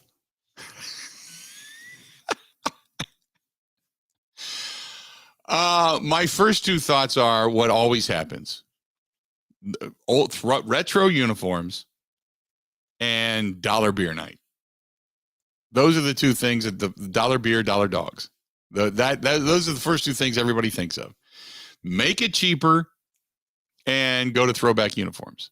So those are the first two things everybody thinks of. I don't think that's just specifically the answer. I agree with many of you who say it is costing a ridiculous amount of money to go to a ball game. I 100% agree. When you get, somebody told me, I kid you not, somebody told me that they went to American Family Field and got 2 shots of whatever the drink was. And like 1 shot, and then they said, no, can you just make it a double? And they did, because you can't buy more than, 2 drinks. And it was like $40. I said, there's no way. And he said, yeah, it was $40-something. And another guy came over and said, yeah, I got to whatever the mixed drinks were that they were serving. He said, yeah, they were like, $20 a piece. I'm like, oh my God. Now that's ridiculous. That's like insanity. So that is, that I agree with. If you can lower some of these prices and make them more reasonable. Then again, I know they don't want people getting hammered, because then they become obnoxious drunks, but you're not going to make that's a one and done. I'm going to buy this one time. I'm never going to go buy it again. I'm never going to take even the time to go to the concession stand to even think about buying that, if that's true. It will never happen. I'm not going to do that. But just some of the prices are ridiculous, but you're not going to get back to dollar dogs and dollar brats or dollar beers. That's not going to happen. But you can have a couple of nights of nostalgia. Make it, if you're going to do that, make it a kids' night, because that's really where your future is. Make it a kids' night where you're going to say $1.50, $2 hot dogs and brats and a soda or whatever, or popcorn or whatever. And then go back to the old throwback days when I used to go to the games. They actually used to give you a helmet. Now, it was a cheap plastic version of their helmet, but they gave you a helmet, an actual helmet to wear. It wasn't the little cup helmet that you got ice cream in. It was an actual helmet that you could adjust the size. Go back, do some of those things, man. Bring dollar beers for the kids. Well, dollar beers for the adults, but no, dollar soda. You can go $5 for a beer for the adults. You're still making money. Come on. Do you know what it costs to pour a draft cup of beer? At a ballpark or in general? In general. I mean, the ballpark buys them all from, because they get that from Miller, because it's, Miller still has that contract there. But generally, from let's just say like a keg of Miller Lite, I think it's under $1. It's under $1 a cup. The actual cost. It's under $1 a cup. And they're charging what? $8 for it? $10 for it? I mean, it's you're not making money. What you're not making is the margin of profit you want, which is kind of crazy. But it's, come on, it's not like you're not going to make money if you don't sell a couple of extra beers. I actually will probably sell a couple of more. in the grand scheme of things. Anyway, I'm getting way off track, but that's where you start. And then what I would do, I'd do a throwback night where, you get in for a certain price if you go back through some throwback apparel or something like that, Just trying to think of something that would be more nostalgic than just having your players out there in uniforms from 1972. Something like that. 877-867-1670. Rick says, I went to a Cubs game. Not only was everything incredibly expensive, but Wrigley's a dump. I've always said Wrigley Field is nostalgic. And as a fan, if you're sitting down one of the baselines, if you're sitting upstairs, I get it. You've got the ivy, you've got the look of the field. There's that feel when you walk through those tunnels up into your seats. Other than that, it's an armpit. Everything about that town sucks. It's a dump. It really is. I really respect and like what they did with Fenway. When I went through Fenway Park, oh my God, the amenities they made to that ballpark are incredible. Wrigley, not so much. Not so much. Phil says, I would like to see the plays at the plate come back or slides into second base to break up a double play. But same in the NFL, the big hits and the quarterback hits and such across the middle, not going to happen. It was part of the game. I loved growing up and watching that, made it a challenge and a risk. Now it seems like the NFL quarterbacks just throw deep to look for the penalties or to get the catch. There's nothing in between. The flags and the booth reviews, in my mind, break the flow of the game, both in the NFL and Major League Baseball. Yeah, when they eliminated the ability to actually break up the double play or plays at the plate, you got to be out in the play. If you're in front of the plate, you got to have the ball in your hand and blah, blah, blah, yeah. Because they wanted to get rid of injury, the risk of injury. It's like, well, that's what you partly played the game for. And how many people were really, let's be honest, how many people were getting banged up every year going out of ball games because of hard plays at the plate or breaking up a double play? One or two guys. It was the Buster Posey rule. Buster Posey got his ass ran over. And suddenly we got to make rules because, oh my God, Buster Posey was a popular play in San Francisco who got his clock cleaned, and we need to make a rule because Buster Posey needs to be one of our big stars in the game, who really after that never amounted to crap. So it was kind of like the Ray Fosse rule when Pete Rose ran his ass over in the All-Star game. Is what it is. Let's do this. We're going to step away, take a quick break. Stay tuned. More of the Bill Michaels Show upcoming after this. Ready? This is the Bill Michaels Show on the Wisconsin Sports Zone Radio Network.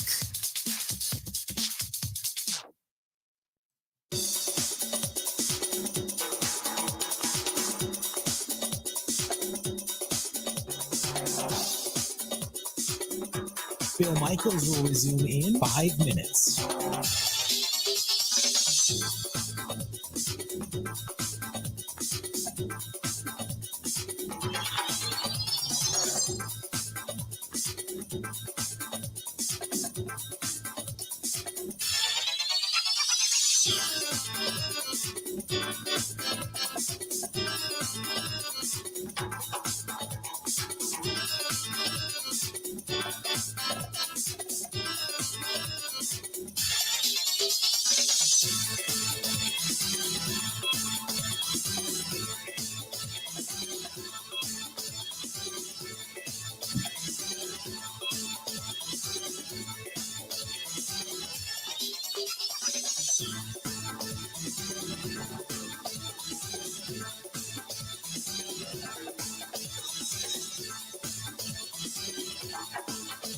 Bill Michaels will resume in 4 minutes.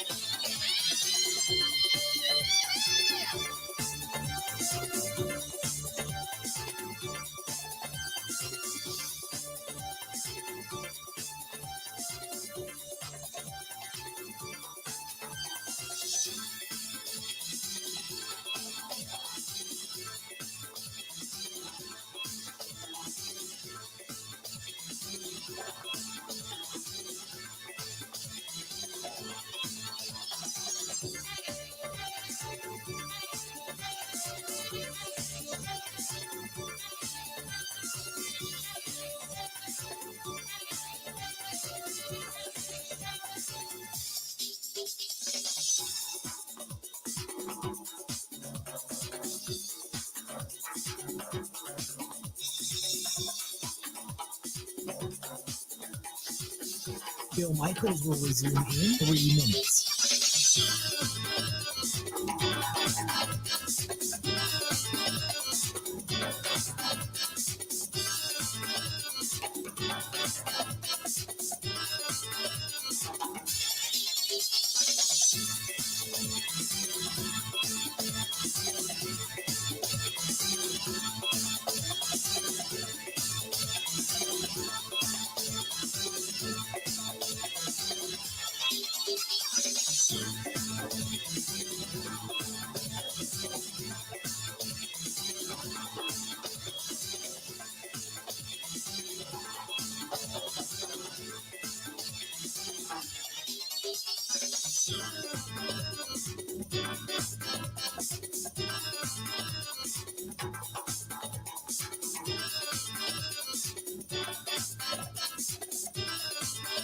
Bill Michaels will resume in 2 minutes.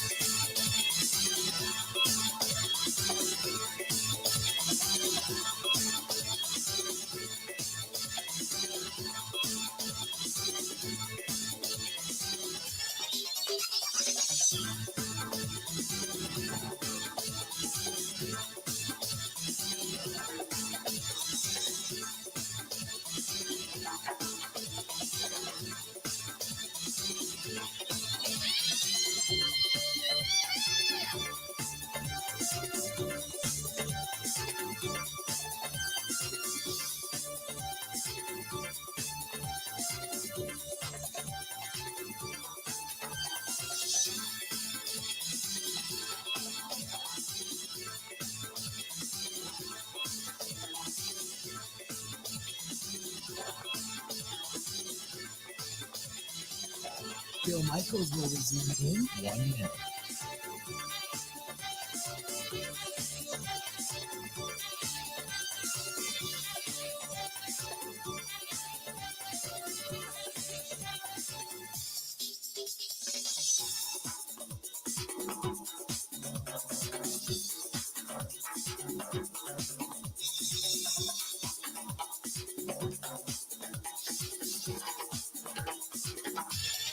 Bill Michaels will resume in 30 seconds.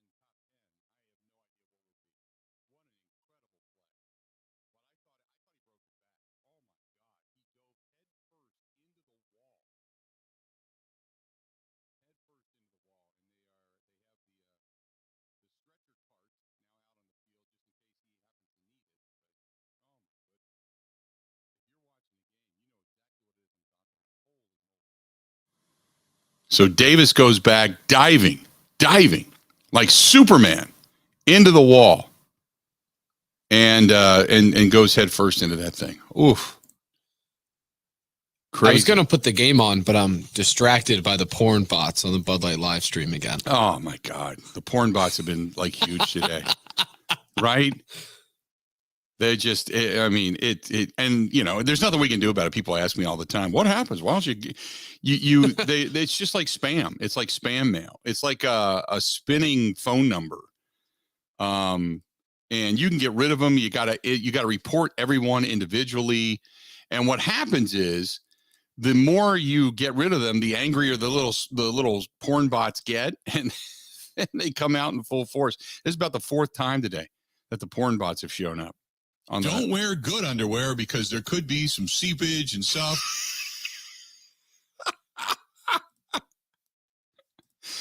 Oh, you're killing me. You're killing me. That's some good stuff. I don't care who you are. Look at that replay right there. As his knees hit the ground, his face and head hit the wall. Superman right there. Look at that. Kaboom. Oh, man. Oh, did you see it? No, I still have not pulled the game up. You have clicked on the porn bots on the Bud Light live stream, haven't you? You've clicked on them. The entire our whole area there inside Midwest Family's building is going to be contaminated via sex spam because of you. And yet it would be hard to differentiate from the morning show anyway. So this is what's true. The difference? That's what I was just going to say. It's probably appreciated by one Ebo and Rowdy. So as the porn bots go crazy. There you go. The porn bots have been eliminated. They have been diffused. 877-867-1670. That was a scintillating. By the way, Davis staying in the game. Staying in a game. Man. You talk about a tough dude. I thought for sure he'd not only be out of the game, but he'd be on the IL for about 2 months. Oh, my goodness. That's going to be a highlight reel. 877-867-1670. 877-867-1670. Hit us up. Glad to have you. By the way, our buddy Steve says, hey, Bill, I know I'm dating myself, but J.J. Watt, going back to that comment about if he played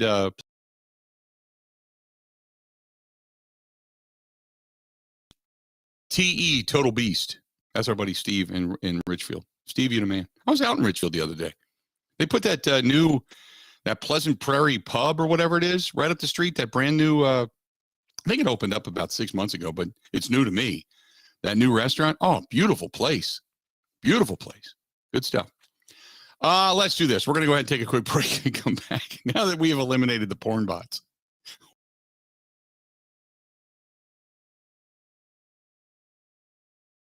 Jesse, just so you know, the porn bots are no, not going to do it. Stay tuned. We've got a lot more of the Bill Michaels Show. It's coming up next. This is the Bill Michaels Show on the Wisconsin Sports Zone Radio Network. One of the worst things that you can hear, you have cancer. The worst is when you hear the words, your child has cancer. When a child is diagnosed with cancer, it changes their world. Sometimes they can't even do things that they really love, like playing soccer, riding a bike, going to prom, attending school. Children with cancer spend a lot of time away from others. I'm in the hospital, treatments, tired, nauseous, and they feel isolated. That's where Special Spaces Wisconsin steps in. They provide these children with a special space where they can not only sleep, but they can play, they can heal. And just for them, how about a princess castle or pirate ship or a sports themed bedroom? They transform that child's existing bedroom into a place that only he or she can imagine. A place for them just to be a kid. This effort is done with teams of dedicated volunteers and sponsors, just like our friends from Pella Windows and Doors of Wisconsin and all the community partners. If you'd like to find out more or to donate, go to specialspaces.org. That is specialspaces.org.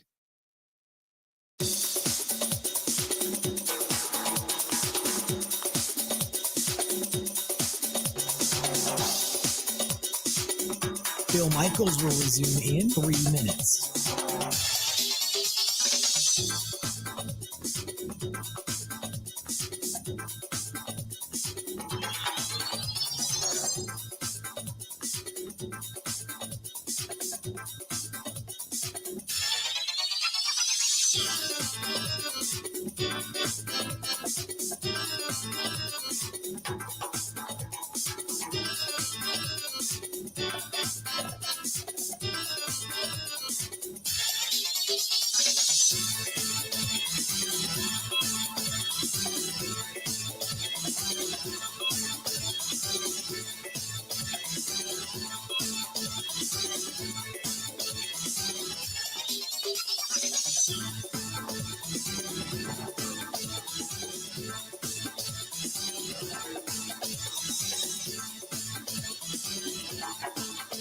Bill Michaels will resume in 2 minutes.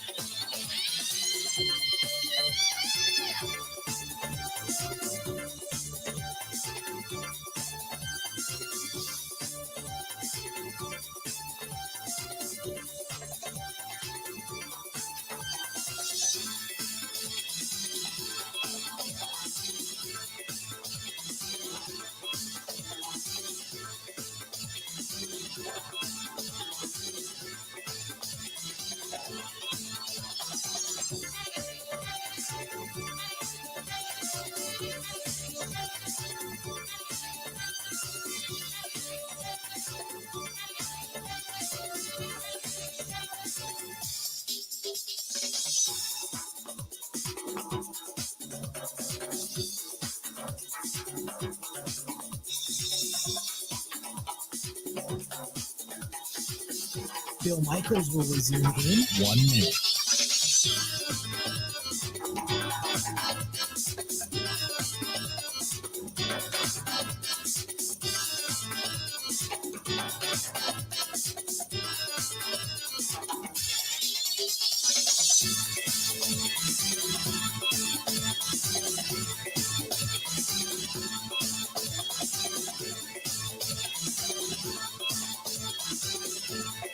Bill Michaels will resume in 30 seconds.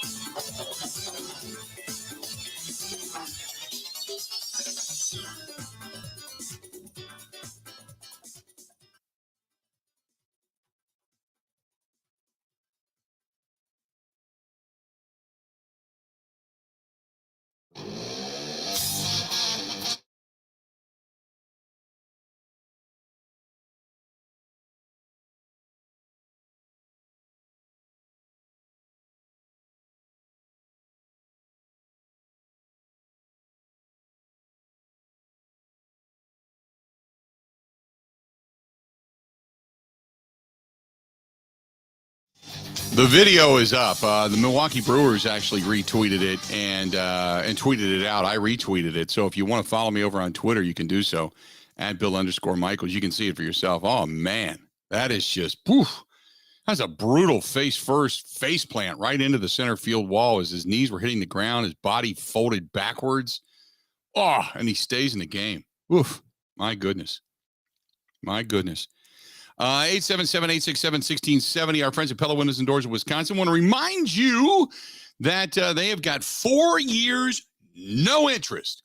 4 years, no interest right now. So if you're looking for new windows, new patio doors, new entry door system, whatever it may be, if you're looking for vinyl, if you're looking for the Impervia, which is as strong as, if not stronger than fiberglass, which if you're looking for wood, beautiful wood, from contemporary to traditional. If you're looking for the roll screen, slider window, the new screen that they have, that allows even more light in. They got it all. Fantastic stuff from our friends at Pella Windows and Doors of Wisconsin. I got my doors scheduled. Got it coming. So I'm fired up about that. We try to arrange dates to be able to get the thing in, and I'm not even home for most of July and most of August. So we're going to do it early September, but we're going to videotape that thing. Oh, get that door put in. It's going to be great. Can't wait. The last of the doors in my house, all Pella Windows and Doors of Wisconsin. I put my money where my mouth is because I believe in it that damn much. So get a hold of our friends at Pella Windows and Doors for the free consultation. Doesn't cost you anything to have them come out, measure it up, take a look at it, give you an estimate, all that kind of stuff, and get what you want. Different hardware, different interior, different exterior, all the different trim. They can take care of you. But right now, 4 years, no interest financing. How about that? 4 years, no interest. Or say you're going to pay for it. Not going to do the no interest thing. They're going to give you $250 off some of these windows and some of the higher end stuff, the slider windows and stuff, $400 off. How about that? All kinds of deals right now. Go to PellaWI.com, P-E-L-L-A, PellaWI.com. That's PellaWI.com, or call them 855-PELLA-WI. Coming up after the top of the hour, we're going to talk to our buddy Tyler Dunn from Go Long TD Football. He wrote an article about Sammy Watkins, the Sammy Watkins effect. So we're going to talk a little football after the top of the hour. I'm excited about that. Did you see that Brooks Koepka, Ben, said he really didn't start thinking about going over to the LIV Tour until the U.S. Open? Yeah. Do you buy that? You know, I've been in a mood this week, Bill, where I'm really not going to question anything I read. So, yeah, I'm going to take that surface value, believe every word he says. Right? I think he is as full of crap that his breath smells like it. I think he's just full of crap. He said yesterday that he didn't agree to join the LIV Golf Invitational, the LIV Golf Invitational Series, until after playing in the U.S. Open 2 weeks ago. Speaking at a news conference before the first LIV Golf tournament in the United States, which starts on Thursday at Pumpkin Ridge outside of Portland, he said he wanted more time to physically recover by playing in fewer events. Koepka had previously pledged his loyalty to the PGA. He said back in February, somebody is going to sell out and go for it. Get that. Sell out and go for it. Brooks, look in the mirror, you hypocrite. When he was asked about the Saudi Arabian financed LIV Golf circuit earlier this month, he had criticized reporters for asking him questions about LIV Golf, accusing them of casting the black cloud over the U.S. Open. Just my opinion, man. When asked what caused him to change his mind, my opinion changed. That was it. You guys will never believe me, but we didn't have the conversation until everything was done at the U.S. Open, and I figured it out and just said I was going to go one way or the other. Here I am. Brooks, I don't believe a word you're saying. Don't believe one word of it. Not one. He said, what I had to go through the last 2 years on my knees, the pain, the rehab, all this stuff, you realize, I need a little bit more time off. I'll be the first one to say it. It's not been an easy last couple of years. And I think having a few more breaks, a little more time at home to make sure I'm 100% before I go and play in an event that I don't feel like I'm forced to play right away is good. So in other words, that's the funny part. Yeah. Because you're not forced to play. Not only he's only playing 8 events, but out of anybody in the world you don't want to say no to, it's the Saudi government that just bought you. And he is now literally forced to play. PGA Tour, you could go play the events you want to play. Right. You just have to hit a certain number. Here, if he doesn't show up and play this weekend, I don't know what would happen. He is, in my opinion, Brooks Koepka is a liar. Bold face, shut the hell up. Your eyes are brown. You're so full of crap, liar. Just for everything that's been said about, I agree with you 100%. For everything that's been said about it, for the fact that he's talking about being forced to play. And, look, Tiger was never forced to play. You have to play certain events. You have to play so many events for the PGA, unless, of course, you're injured and you're ailing. Kind of have the doctor's excuse. You can gear up for the majors. We've seen it, but Brooks Koepka is he's so full of crap. He's so full of crap. Will you be watching the LIV this weekend, Bill? No, I will not. I will not give 2 damns about the LIV this weekend. Well, depending on what happens to me on tomorrow, Thursday, regarding the back procedure, I'm hoping I'm going to be okay to do the show on Friday. And then once I'm off the air on Friday, it is, if I'm doing okay, I'm going to Road America. If I'm not, then I'm going to take one more day of rehab at home, and then I'll head to Road America. But no, I am all racing all weekend. I'm all about being in the great national park of speed that is our friends at Road America and Elkhart Lake. That's it. I'll watch some Brewers baseball. I'll pay attention to it on my phone a little bit. I'll do that. We probably will have a signal. They're pretty good about hooking us up via the RV up at Road America, so we'll probably have a signal. And if not, I'll listen to it on the radio and watch the races and just enjoy myself. But that's it. Nope, not going to give 2 damns about the LIV Golf tournament, LIV Golf Tour. Nope. Competition. Yeah, I don't classify it as a tournament. Yeah, it is more of an exhibition. An exhibition. Yes. Yes. Let's do this. We're going to step away. Tyler Dunn, our good buddy from Go Long TD Football, is going to be joining us. And he has just written a piece about Sammy Watkins. and about the Sammy Watkins effect. Don't be scared. Don't be alarmed. He's only emanating positivity. In year 9, the wide receiver, Sammy Watkins, who may or may not be an alien, could also be the X factor to the Green Bay Packers. Here we go. Let's talk some Sammy Watkins, one of the targets for one, Aaron Rodgers. That is next on the Bill Michaels Show. Stay tuned.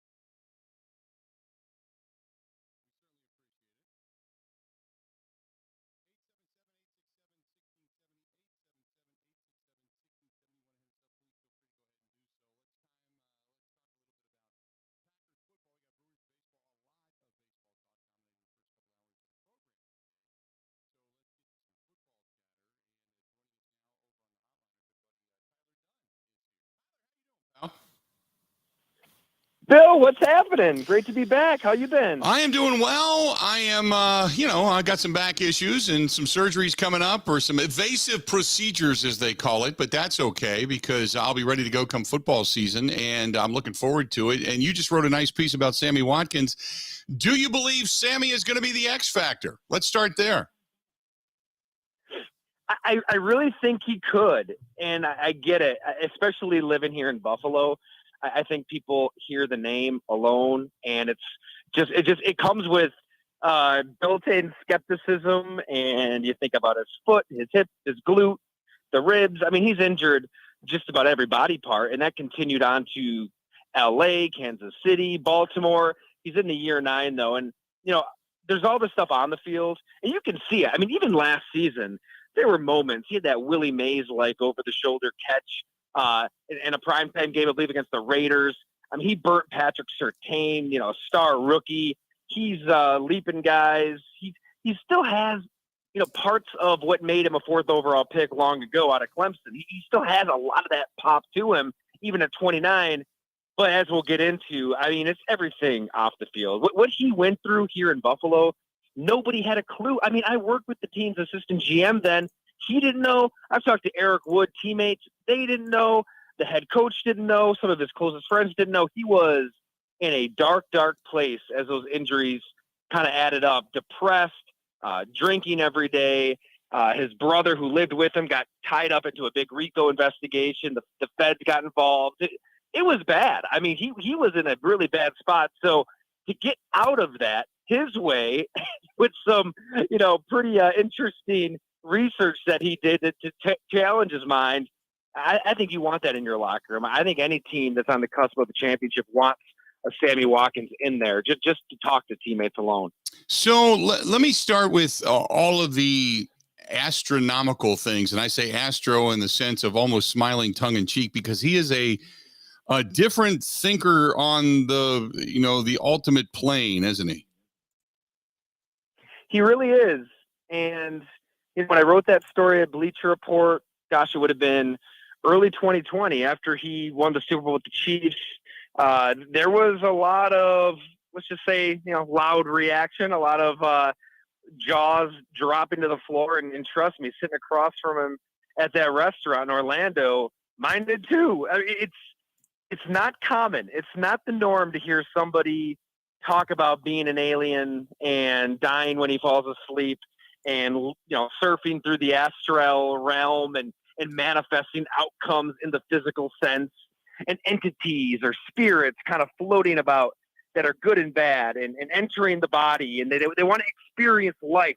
And that's what's kind of directing life are those energies. I get it. It's out there. It's really out there. But at the same time, like I said, he was depressed. He was in a really bad place in Buffalo. And to get out of that, this is what kind of helped him get there. He just closed the blinds, locked the door, ignored his phone, and researched every type of religion, every type of belief, YouTube rabbit holes, reading all the time, and just kind of challenged his mind to try to learn about these other subconscious or multi-dimensional, multi-conscious dimensions, whatever the heck you want to call it. Right. And I think the fact that, this helped him get out of that place. Whatever helps you get out of that place, good for you. And I think it all made him a better person. And, people were concerned about his mental well-being when that story came out. What is wrong with this guy? I can just tell you he is in a phenomenal mental place. He is all about positivity and trying to spread that. And like I said, I think that's the perspective that a veteran team would want. I don't think you want to push that away. So let me ask you this. Is he the, because you always wonder about guys that have a deeper level. And I'm not talking like Aaron Rodgers, Dalai Lama deeper. I'm talking like a whole different spiritual plane here, right? So you tell me, with a guy like that, when you talk about having a guy like that in your locker room, if things are good, it's looked at as different and eccentric. If things are bad, like when in Kansas City, when he had, Andy Reid as kind of that father figure guy, they were actually questioning his mental health. They were. I mean, it wasn't all sunshine and rainbows in our, chat a couple of years ago. It was, Sammy Watkins at one point thinking that there was bad energy and demonic presences out there that wanted him injured, that wanted him hurt, and were kind of casting spells upon him in a way. So that, you're right. When the going's good, it's good. When it's bad, it's bad. But I think that he also has kind of moved past the research phase of this all. I don't think he just sits around and is, YouTubing everything, reading everything, and that deep into it right now. I think that more so that's what helped him get out of that place he's at in Buffalo. And he kind of continued on, and he really thought that this offseason his career could be over. And then really to get hurt again in Baltimore, he got, as he said out there, right? He got kind of fat. He's sitting on the couch. He's into the 220s. And then Green Bay called, and he kind of snapped into it, got back into shape, and realized, what an opportunity this is to play with an MVP quarterback, a Super Bowl contending team. I think that he is able to kind of use all those experiences for good. You know, I think that he is a teammate that just kind of gets it. He's not looking to be the guy in Buffalo demanding the ball 10 times a game, which is kind of funny. The first time we met is when he did that. He said, you know, the Bills are making me look bad. They got to give me the ball 10 times a game. He was ticked. He is so far removed from that player, so far removed from the guy just kind of drinking his sorrows away. You know, he's a husband, a father, a son, all that. I feel like his priorities are kind of in the right order right now. Okay, so here's my thought, because people ask me all the time, is he nuts? Is he good? Is he bad? Is he going to be fat? Is he going to be lazy? Is he going to be great? I said, look, this is probably his last shot at getting another bigger contract. He's on a short term with the Packers. He's playing with one of the best in the business. He talked about the ability to catch the football. He talked about the ability to get the football to him almost on a string. I think he looks at this as, one, he's in a great position to be vying for a championship. And two, if he's going to make any more money, bigger money in the NFL, this is his shot to do it with the quarterback that can get him the football. Correct? You know, you could even take it to a more granular level. I mean, this training camp could be his last training camp. I think he gets that. The value of every practice, the value of every rep. His career is on the line right now in Green Bay. It's so wide open for better or worse. It's nuts. I mean, you've covered this team forever, Bill. When is the last time, even back to the Favre days, that the position was this wide open, 1 through 6, It's all up for grabs. I mean, he could be the top guy. He could be cut. And I think he gets that. I think he knows that it can go either direction, especially with the way his contract is structured. It's peanuts. So another reason to have him in your room is he's somebody who gets that urgency because he's been hurt. He's been cast aside. He's been traded. He's been depressed. He's gone, through these philosophical epiphanies, whatever you want to call it. This team needs something. It needs some kind of edge, and it's an imperfect comparison, but it does kind of remind me of Ron Wolf around November of 1996, adding Andre Rison, his issues were more, burning every bridge that he could burn and off the field stuff. But it was a similar risk of veteran who had kind of played for several teams, who was talented, but just couldn't really get in the right system. I think best case, maybe most realistic case, is Sammy Watkins gives you that kind of effect for an entire season. Just the big play when you need it. He's going to be where Aaron Rodgers needs him to be. He's a smart guy. I don't think you have to worry about him just kind of rounding routes off and getting lost out there. And maybe he makes that big play that, they're going to try to win with defense in a run game, but you still need somebody to stretch the field. And you look at that group, he could be that somebody. So let me ask you, going back to the Kansas City days, does it take a stronger personality, stronger than Patrick Mahomes, stronger than Andy Reid, a system like Matt LaFleur's, a quarterback like Aaron Rodgers to kind of corral all of that, do you think? I think that more than corralling, it's just kind of letting him be himself. And I don't think that he couldn't work for some quarterbacks and some head coaches that are going to be, unbelievably old school and dismiss him as a lunatic, right? I mean, like you have to be willing to engage with somebody like this, because in Kansas City, I remember McCole Hardman saying that they had long conversations in the corner of the locker room, and they'd have debates and discussions, and he can lure you in, he can make you believe. And I think that Aaron Rodgers is that kind of quarterback, right? His beliefs tend to zig and zag and go all over the place. He's been a bit of a chameleon for a while now. So that makes me think they're going to hit it off. And Matt LaFleur is a younger coach who lets guys be themselves. I think it's a really good fit for many reasons. And as I wrote in the story that we have up at golongtd.com, Sammy can make you believe. Heck, I mean, he made me believe at one point that these out-of-body experiences are a lot more common than you would think. So I think that the players and the coaches, anybody who has a chance to talk to Sammy Watkins, is just going to be better for it. By the way, I completely agree with you regarding the whole discussion in regards to Aaron Rodgers accepting him. I can see those two guys sitting in a corner talking about the spiritual plane for hours. just in different beliefs. Oh my God. And then getting into it, not just, kind of going back and forth, but I'm talking about just flat out getting into it. So I 100% agree with you. And then Matt LaFleur walking by going, hey, what's going on? And then they try to explain it to him and he goes, cool. And he walks away. That type of guy. Yeah, I completely get it. So by the way, we're talking with Tyler Dunn of golongtd.com. That's golongtd.com. You can read his stuff at Tyler Dunn over on Twitter. So Tyler, you talked about the receiving room. The depth of talent or lack of depth of talent, we don't specifically know. Give me, because this team is, many are saying, oh my God, the loss of Devontae Adams and how detrimental this is going to be. I'm like, look, whoa, wait a minute. They got a really good defense on paper, and you still have Aaron Rodgers. You still have a plethora of talent. So my question is, how good is this offense going to be in your eyes? I absolutely love what Brian Gutekunst did since that heartbreaking playoff loss at home to Jimmy Garoppolo and the 49ers. I love the fact that, the offense produced 10 points at home, which is ridiculous and unfathomable with an MVP quarterback. And then you lose Devontae Adams, and then it's time to freak out, as a lot of people freaked out. But instead of kind of being a hamster on a wheel and, all right, now we got to trade up and get a receiver. We got to replace that receiver with a really talented receiver. It was it took a deep breath approach and figured, all right, you know what?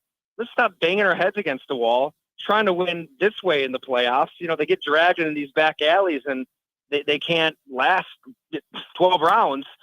Let's try to win that 12-round fight. Let's try to win with defense, with a running game. And it sounds old school and it sounds straight out of the 70s or something, but I think that it's going to work because you have an MVP quarterback. Let Aaron Rodgers figure that all out. That's why you made him the richest player in the game.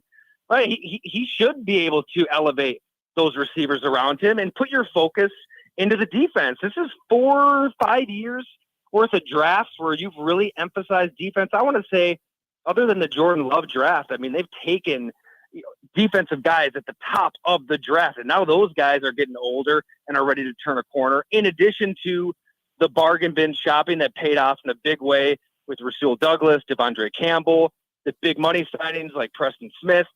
I think that combination makes you really believe that they could take that step. They could be a top 5, top 3 defense.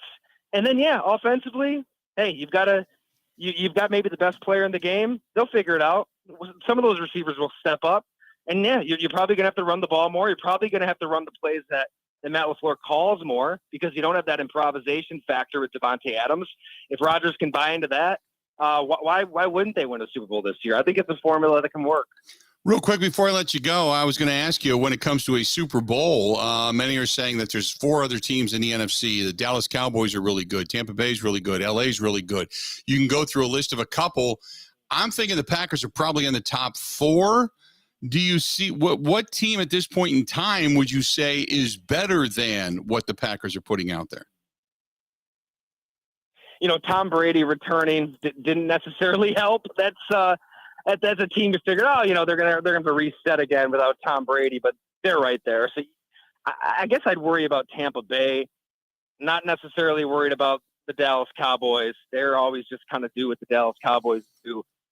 I don't know if I'd be worried about Minnesota because Kirk Cousins is mostly what everybody thinks he is, but they've got a lot of firepower there now. Justin Jefferson, he may be the best wide receiver in the game by the end of this season. And if we've learned anything, it's, hey, Kevin O'Connell was part of that Sean McVay coaching staff that helped elevate Matthew Stafford. We all thought we knew what Matthew Stafford was for a decade in the NFC North. A guy that's always going to come up short, guy that's always going to get hurt. You never were really scared of the Lions, and God, lo and behold, he wins a Super Bowl. So if O'Connell can kind of replicate whatever worked out there with a Kirk Cousins, I think you have to at least be a little worried about the Vikings. It's not a team that I think you can just write off because Mike Zimmer was such a disaster for so many reasons behind the scenes. Guys just tuned him out at the end. It was ugly. I talked to some of them. I mean, that culture was even worse than they're making it seem. So I think that I think they lost 8 games by a touchdown or less.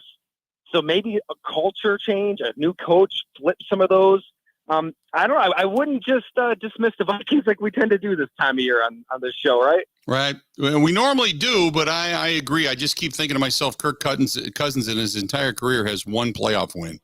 So we'll see what happens. Good stuff, buddy. So what else you got? What else are you working on the website? Gosh, we're definitely gearing up for 2022. And as I love to tell your listeners, man, we know where our butter is bread, or our bread is buttered. Gosh, there you go. Butchered that one. That's okay. We've got a lot of Packer fans that subscribe, that read. So we'll keep those Packer stories cranking, and definitely doing a lot of traveling around the country. So a lot of profiles, a lot of deep dives, just trying to really lean into that aspect of coverage that kind of gets lost in the NFL these days. So, huge thank you to everybody for checking the site out. All right, buddy. We will talk to you soon, and then keep us informed what's coming up, and then we'll kind of go from there. Okay. You got it, Bill. Thanks so much, man. Talk to you soon. There you go. Tyler Dunn from golongtd.com. That's golongtd.com. It's Tyler at Tyler Dunn, DUNNE, at Tyler Dunn, DUNNE, over there on Twitter. That's where you can find him. Really good stuff. I appreciate him being a part of the program. Let's do this. We'll step away, take a quick break, come back. Got a lot more to get to. Hang in there. We got more of the Bill Michaels Show. It's all coming up next. Covering with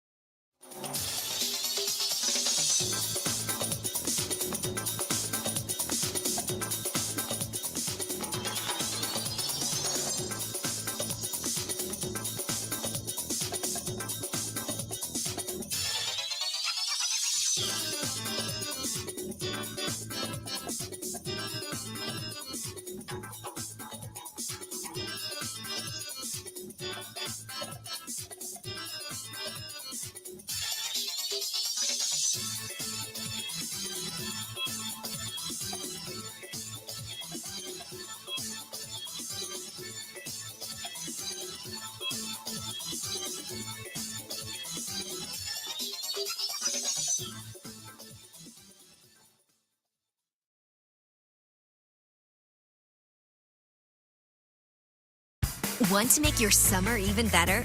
Potawatomi Hotel and Casino has 500,000 ways, like winning your share of $500,000 in cash and prizes. Over 100 winners every Thursday. For your chance to win, just play with your club card July 1st through the 28th. So go ahead, book that beach vacation, that up north cottage getaway, or make it a staycation to remember. Your summer just got even better. Only at Potawatomi.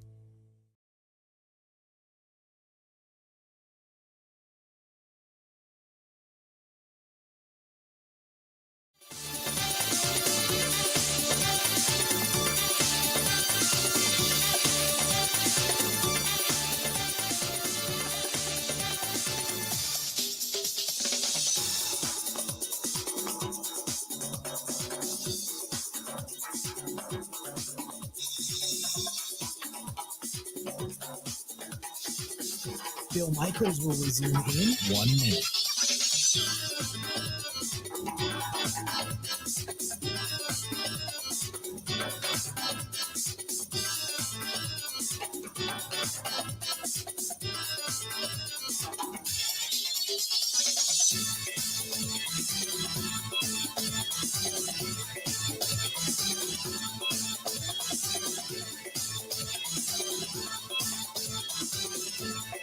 Bill Michaels will resume in 30 seconds.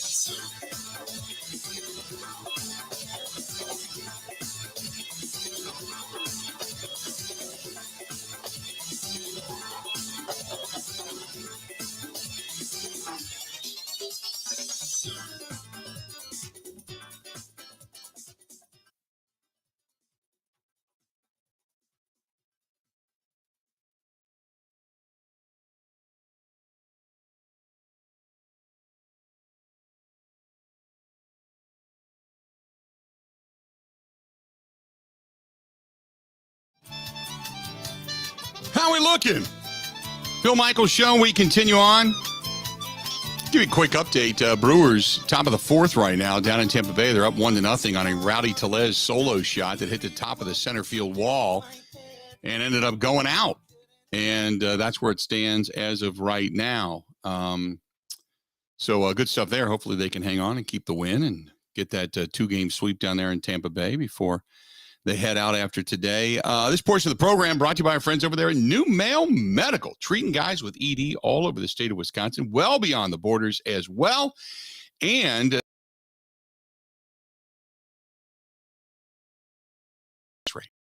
so all but guaranteeing the fact that they can help you out. I mean, come on. But it's one for all the locations, it's one phone number, 414-455-4451. Again, 414-455-4451. So if you're having issues, some erectile dysfunction, you know what I'm talking about, or you're the partner of somebody, give them a call. Just say, hey, what do we need to do? Help us out. 414-455-4451. Or if you're over the age of 30 and you're moody and you're tired and you go to get out of bed and you're like, I just can't get out of bed anymore. I'm so tired. I don't want to go to the gym anymore. I've lost my motivation. Could be low T. Could be that. Call them. They can help you out with that. Or maybe you're looking down and you're saying, God, I lost my motivation. I haven't been going to the gym and I need to lose some weight. The all-in-one weight loss program, it really works. And I'm a testament to that because of everything I'm going through right now physically. And I can't work out the way I used to. I try to do a few things. I try to do a little, I just can't right now. And I started putting on weight. And with the steroids that they've given me for my back, I put on about 24 pounds, I think, is what the total was. And it just in a matter of a month. And I was miserable. And as of today, I got back on the program a few weeks ago after I got the clearance from my doctors. I've dropped 6 pounds. And I stepped on the scale today. I'm like, oh, and I felt better. I knew when I woke up this morning, I felt better. It's all because of New Mail Medical. 414-455-4451. That's 414-455-4451. Ben, I'm going to let you kind of do this story because I know how much you hate this guy / love this guy because he has the Botox injections in his head.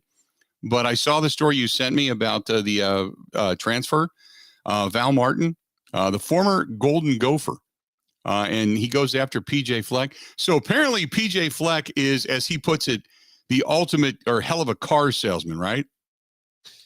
That is what he said. So Val Martin did 3 years with North Carolina State and then transferred to Minnesota. He played there last season in 2021. And I believe he has 1 year left of eligibility. He is no longer with the program. Correct. Is my understanding. And he went on a big Twitter rant yesterday, pretty much saying that Fleck, in addition to being the biggest used car salesman ever, is the biggest D-bag to ever walk the earth. There you go. He's telling stories about how in practice, he just doesn't really respect the guys, doesn't see them as people. When they get hurt, he just kind of discounts it. One specific thing was he said Val Martin said PJ Fleck told another player to punch him in the face. And then if Val retaliated, he'd be kicked off the team. We had crazy stuff like that. Mm-hmm. And that has since there have been other former Minnesota players chiming in, pretty much saying like, yeah, a lot of people just completely despise this guy. Yeah. PJ Fleck, at least it's one person's perspective. I can't say that's what the entire program believes, but one person's perspective basically is saying PJ Fleck is a fraud. And you got to wonder, and here's the thing that I wonder when this is stated. Because PJ Fleck came in, did the row the boat thing, had all this success right away. And then it's kind of petered out, right? Yeah. Would you say that? Tough 2020. They were solid again last year. Showed signs of being pretty good. Showed signs, but they weren't what they were a few years back. Yeah, and they lost to Bowling Green, right? One of the worst football teams. You wonder if being and guys like that are kind of discovered to not be the sincere person that they are. You got to wonder if after a short period of time, once guys figure it out and they realize that, yeah, they're not who they said they were. And the program is kind of, I want to say, led by a fake. You lose it after a while. You wonder if this is true, how much longer PJ Fleck's going to hang on in Minnesota as things would then, you would assume, begin to go downward. If guys are transferring out because he is indeed a fraud. You know? Yeah, I mean, everything you do in life is a relationship business, no matter what kind of walk of life you're in. College football, obviously, especially so, given recruiting, and your reputation is really important. Like when high school coaches know that you're coming into town, are they telling their players, oh, yeah, I really like this guy, I love this program? Right. Or are they saying he's an ass? So, yeah, 100%. It's interesting. I mean, we've heard it from one guy. He has shown other screenshots, which obviously are not corroborated, but other screenshots of people agreeing with him. Mm-hmm. I guess, yeah, the results will really show more than anything else. Yeah, you just wonder if this, now that this exposure is out there, if there's going to be others that are going to follow the same path, or, and you wonder, are they going to, kind of keep their mouths shut, or if maybe this is one guy's opinion and he's trying to kind of smear that head coach. Time will tell, but there was always something outwardly seemingly phony about PJ Fleck. And I could never put my finger on it. It just kind of felt like, okay, this guy is either one, incredibly sincere, or two, he's so over the top, he's faking it. The other guy that I felt this about was Bruce Pearl when he came into town. And Bruce Pearl started coaching UWM. And Bruce Pearl was rah-rah.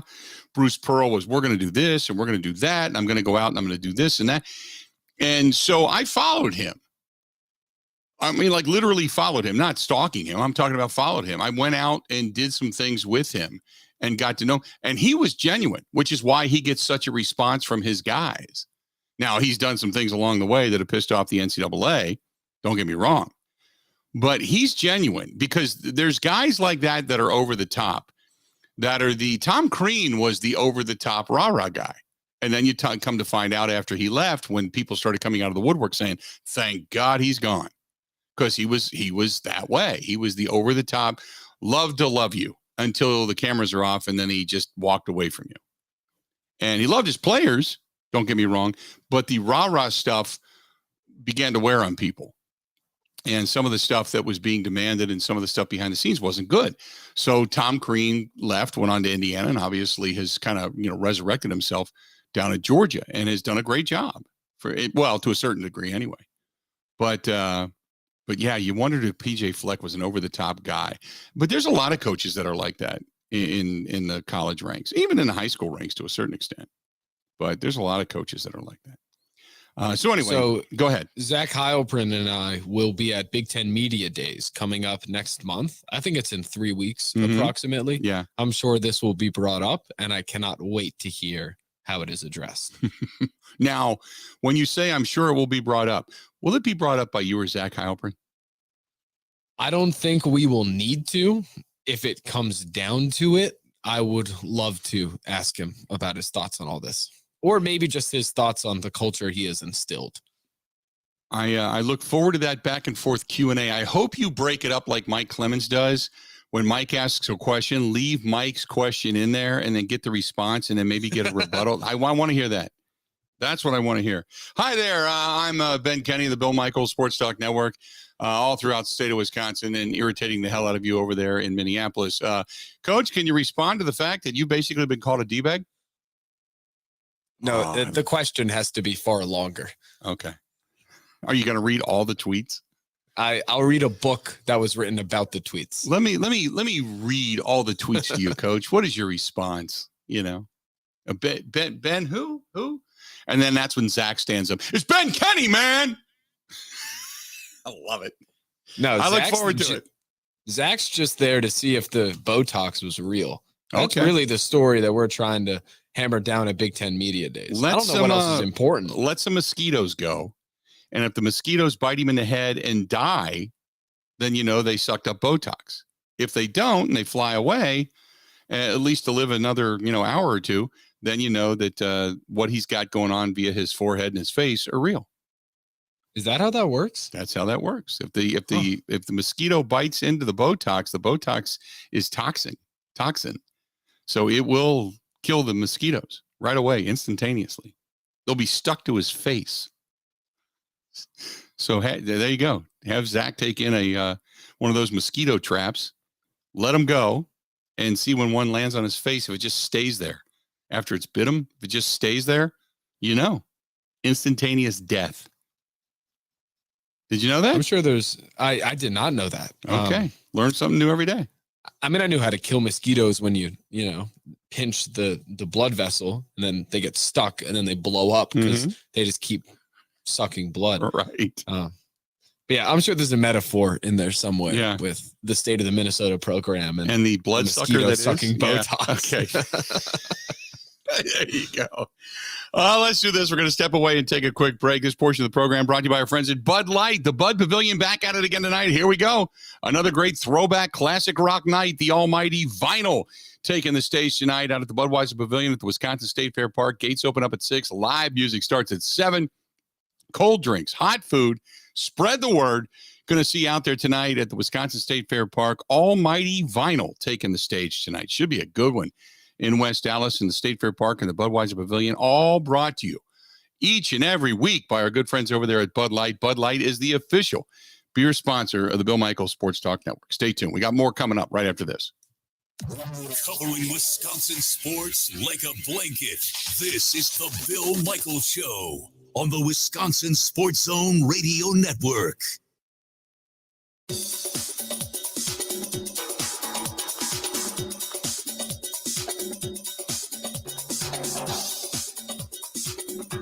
Bill Michaels will resume in 5 minutes.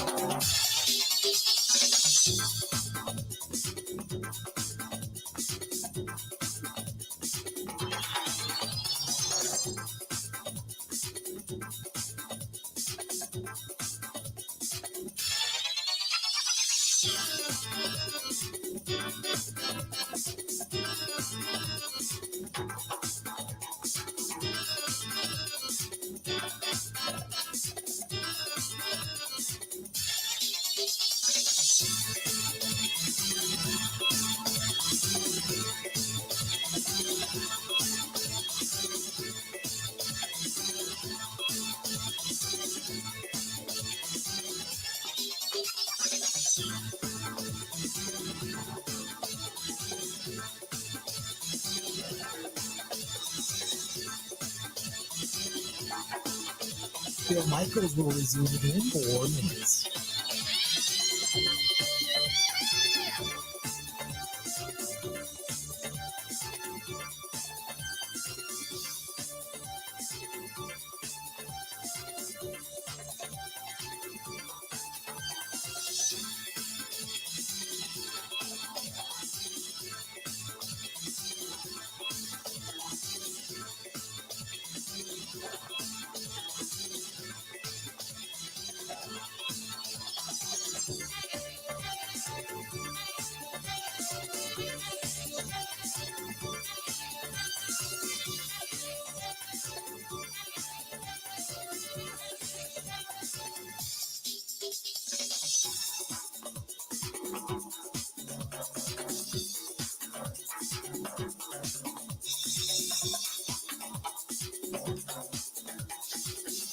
Bill Michaels will resume in 3 minutes.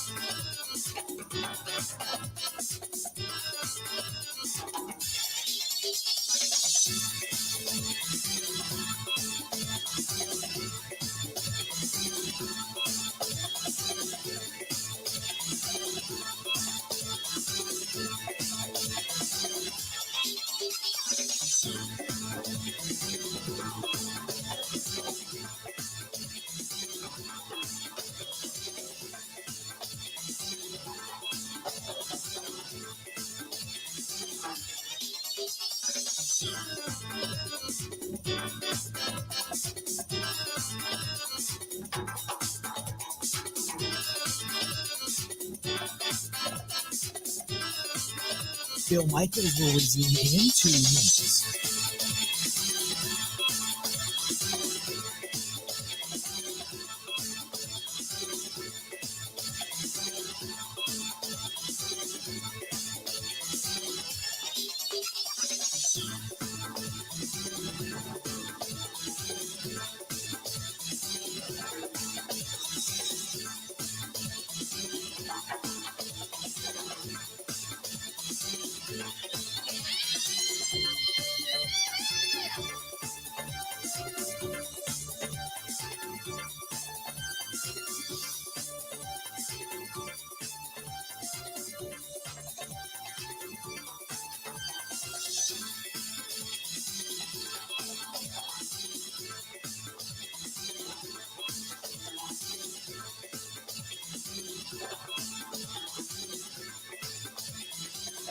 Bill Michaels will resume in 1 minute.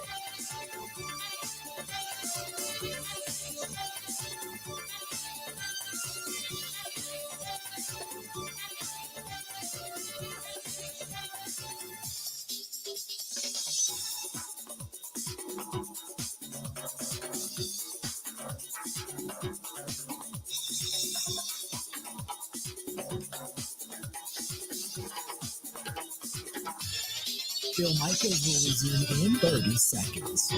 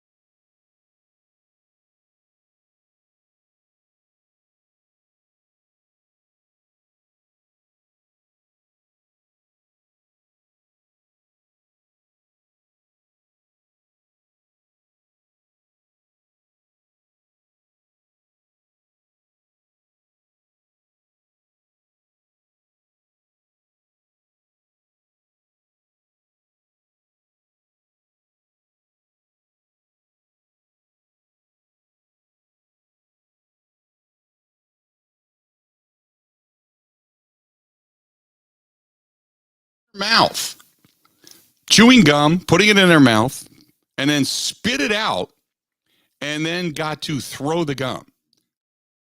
So the game lasted for about 3 innings. It went on for so long that both the game's home and away broadcasts caught it on camera.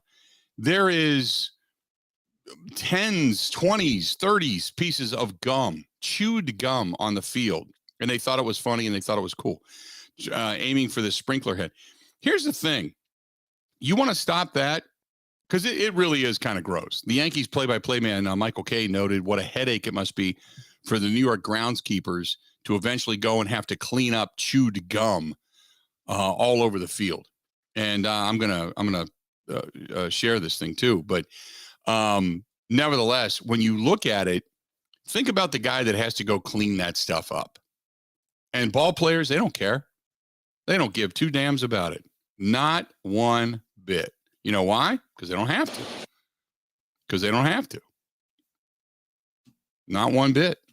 Because they don't have to.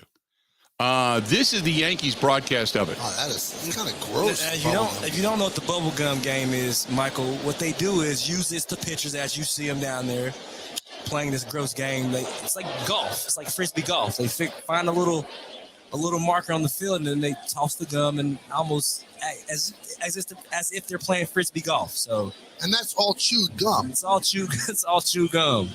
I mean, I'm sure Danny Cunningham, the groundskeeper, loves it. I'm sure Danny will be excited to put somebody else on that job. There you go. So, Bill, we talked about this morning. My first takeaway was this should result in significant jail time for all of the players. Not jail time. No, but my actual first thought was if Michael Kay thinks something's disgusting, it's probably pretty disgusting. Yeah, absolutely. Absolutely. Again, they don't give two blanks about the grounds crew guys that have to go pick it up. I wouldn't want to do it. What I do is get a rake it all back into the dugout and leave it on the dugout floor. That's what I do. And then I'd get fired and have to leave. But that's just nasty, man.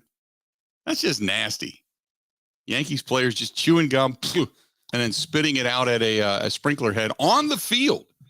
It's not like it's, in the dugout or in the corner where nobody can see it. I mean, it's on the field. I'm retweeting the video of it now, but if you want to follow it. Anyway, it's just some nastiness. Just Bill, and no one's thinking about the kids here. What if a little kid's there watching the game, they see this happen, and then, they go like try hard drugs or something. This is a horrible precedent. It's always about the kids, right?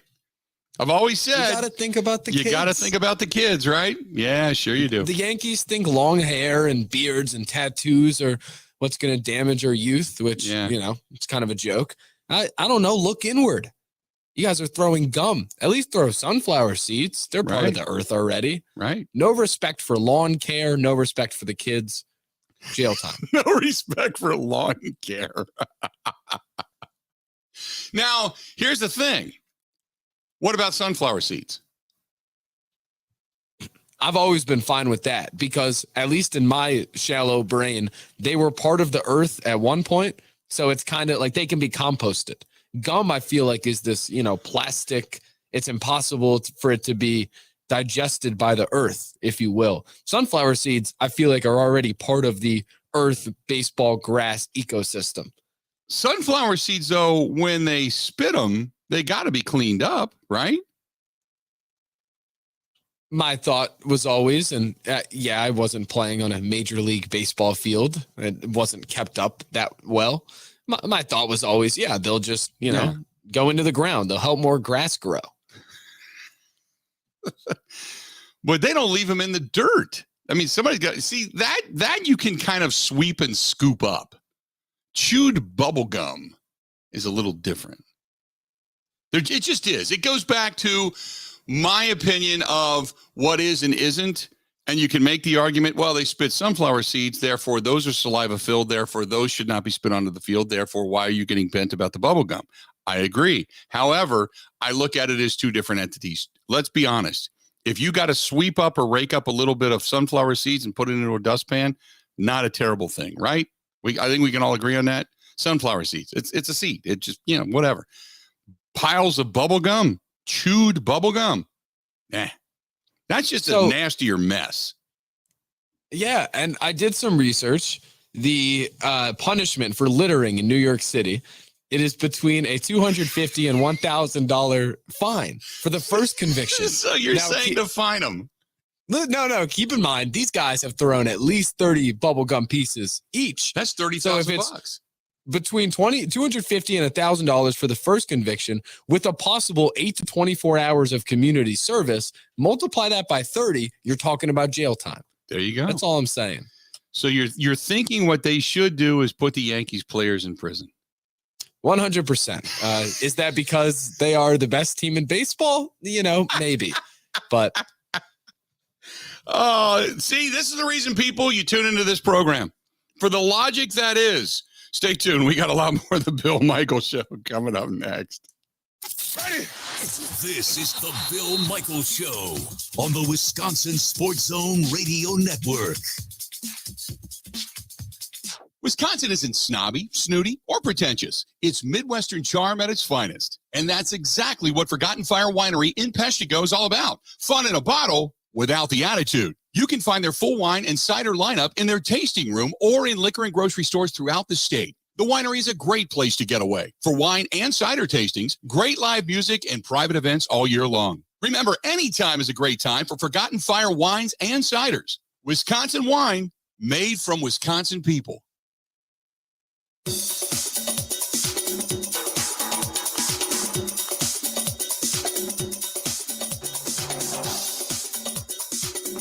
Bill Michaels will resume in 3 minutes.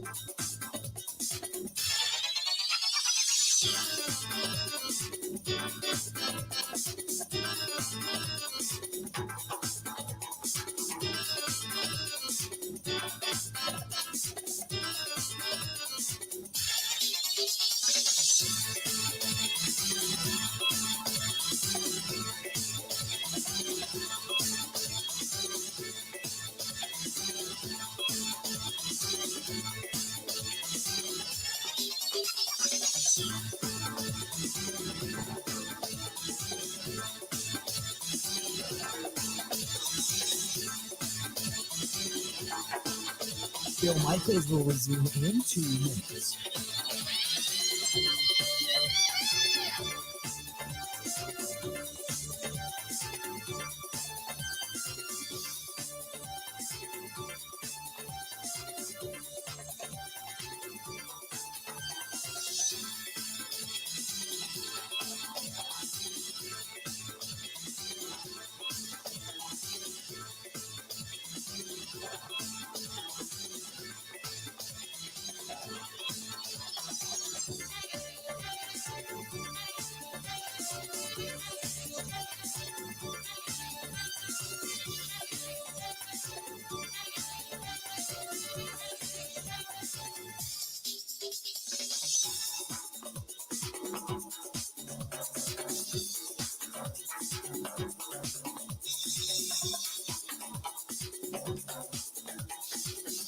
Bill Michaels will resume in 1 minute.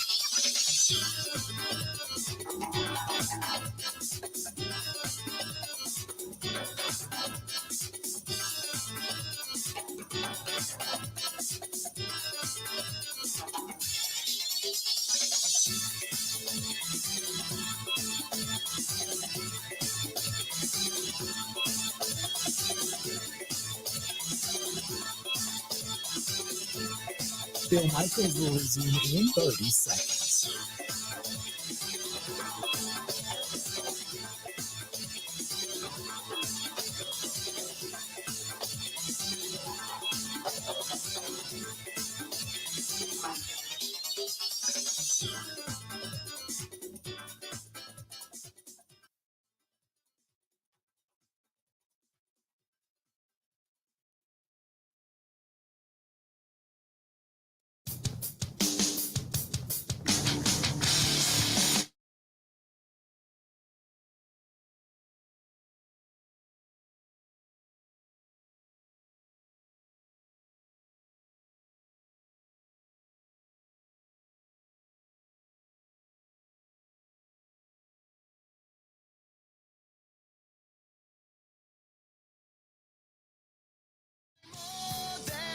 Welcome back. In case you're just tuning us in, Brewers gave up a couple of runs last inning. They're now down 2-1. Rowdy Tellez with a solo shot being the single run for the Brewers. Top of the fifth right now. But Andrew McCutchen, did you see that, Ben? I did. Andrew McCutchen has hit a fly ball that has not come down. It was down the left field line, apparently heading foul. And it is stuck on the catwalk. It never came down. The camera panned over. The left fielder's standing there like on the line, and the ball never came down. So Andrew McCutchen now at first base after taking a walk. But, he hit a ball that has never come down. You can say you've seen it now if you were watching the game or you know it. So, there you go, son. I'm telling you, there's a ball hit by Andrew McCutchen. It never came down. There you go. Right there. Now, I don't mean to send us off again. Oh, here we go. But, no, it's like one of the things that's the best or was the best about baseball is instances like this where just chaos ensues. And it's so dumb that they have those things in play that they make no sense. Right. Then it happens and it's captivating. It's like the hill at the Astros old stadium in center field. Center fielder would run back and just completely wipe out. Love it. We need more of that. We need the on-field features like a swimming pool somewhere in left field where, like, if a guy's to run by it, then, he's going to fall in the pool. I think that would be hilarious. And Luis Urias, did you see that? No, I was dozing off while my brain was Luis Urias just hit a home run, both the center fielder and the left fielder coming together at the wall, maybe 10 feet from the wall, look up as if the ball is going to go out and be close to either being caught or making it out of the ballpark, and the ball falls just behind the shortstop area. It hit the catwalk in the top of the building and bounced back, but it's considered a home run. This is the weirdest thing. It's like watching ping pong. It's all right. Brewers are up 3-2. That's all I care about. But so McCutchen gets on after a foul ball never comes down. And Urias, he hits one that looks like it might be, could be, should be, but maybe caught at the wall if they go up and get it, but it never makes it. It hits the catwalk and bounces off of the catwalk in the air to maybe 20 feet beyond the infield cutout. Tropicana Field. A big dome toilet bowl is what that place is. By the way, your last rant regarding the Yankees and the gum chewing and throwing it out onto the grass around the sprinkler head and how they should go to jail, Ben, as James put it in an email, he said, give Ben credit. That is the ultimate get off my lawn. Thank you. I love it. I love it. Good stuff. Another hour yet to go. Stay tuned. A lot more of the Bill Michaels Show. It's coming up right after this.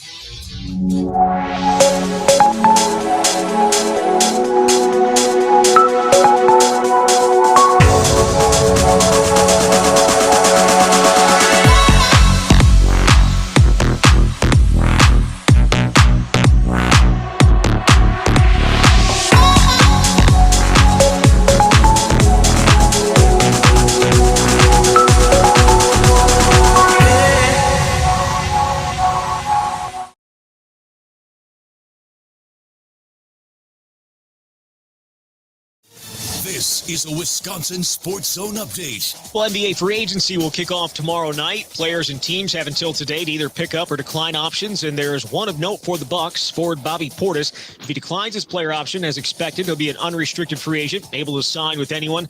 Wesley Matthews and Serge Ibaka also free agents. Meanwhile, the team introduced first-round pick Marjan Beauchamp yesterday. The 6'6" wing did not play major college basketball, spent last year playing in the G League, but he says that time was valuable for him. You got to make a regimen regimen and stay on it. And I feel like being there, I learned like new good habits, just eating right, taking care of your body, and really just outworking, like I didn't really come in with the opportunity I'm not going to be the man and stuff. And I feel like that prepared me for this moment. Beauchamp expected to make his debut with the Bucks during the NBA Summer League in Las Vegas, which gets going next week.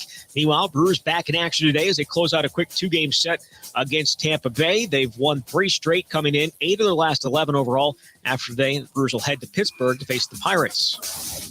Want to make your summer even better? Potawatomi Hotel and Casino has 500,000 ways, like winning your share of 500,000 in cash and prizes. To win, play with your club card July 1st through the 28th. Summer is even better at Potawatomi.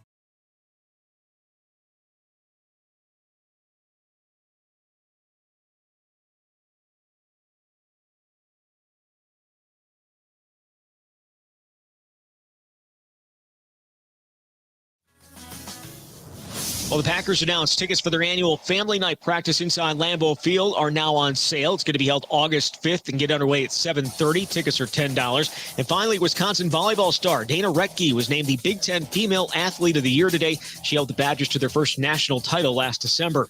With this Wisconsin Sports Zone Network update, I'm Zach Heil, Print.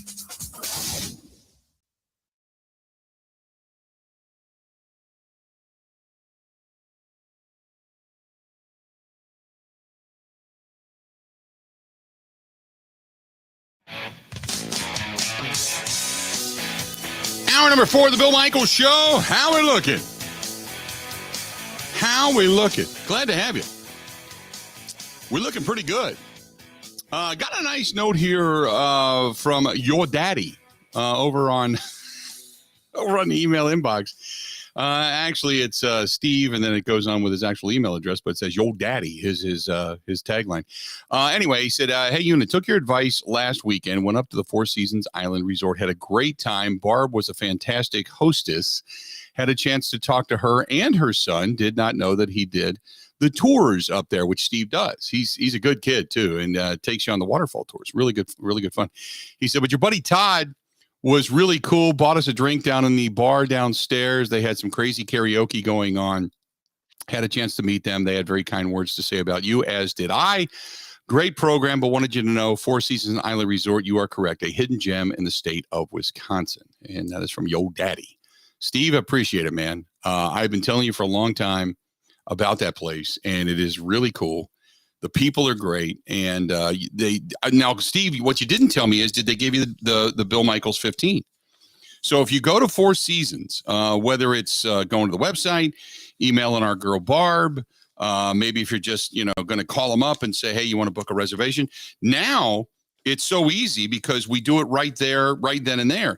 You just say Bill Michaels 15. That's what you do. It's that simple. You just go Bill Michaels 15, and whether it's on the website or it's a phone call, Bill Michaels 15 will get you 15% automatically, right then and there, automatically. So give them a call or call them up or head up, whatever it is you want to do. That is Four Seasons Island Resort, thefourseasonswisconsin.com, thefourseasonswisconsin.com, or just give them a call, 715-324-5800. Again, 715-324-5800. Say Bill Michaels 15.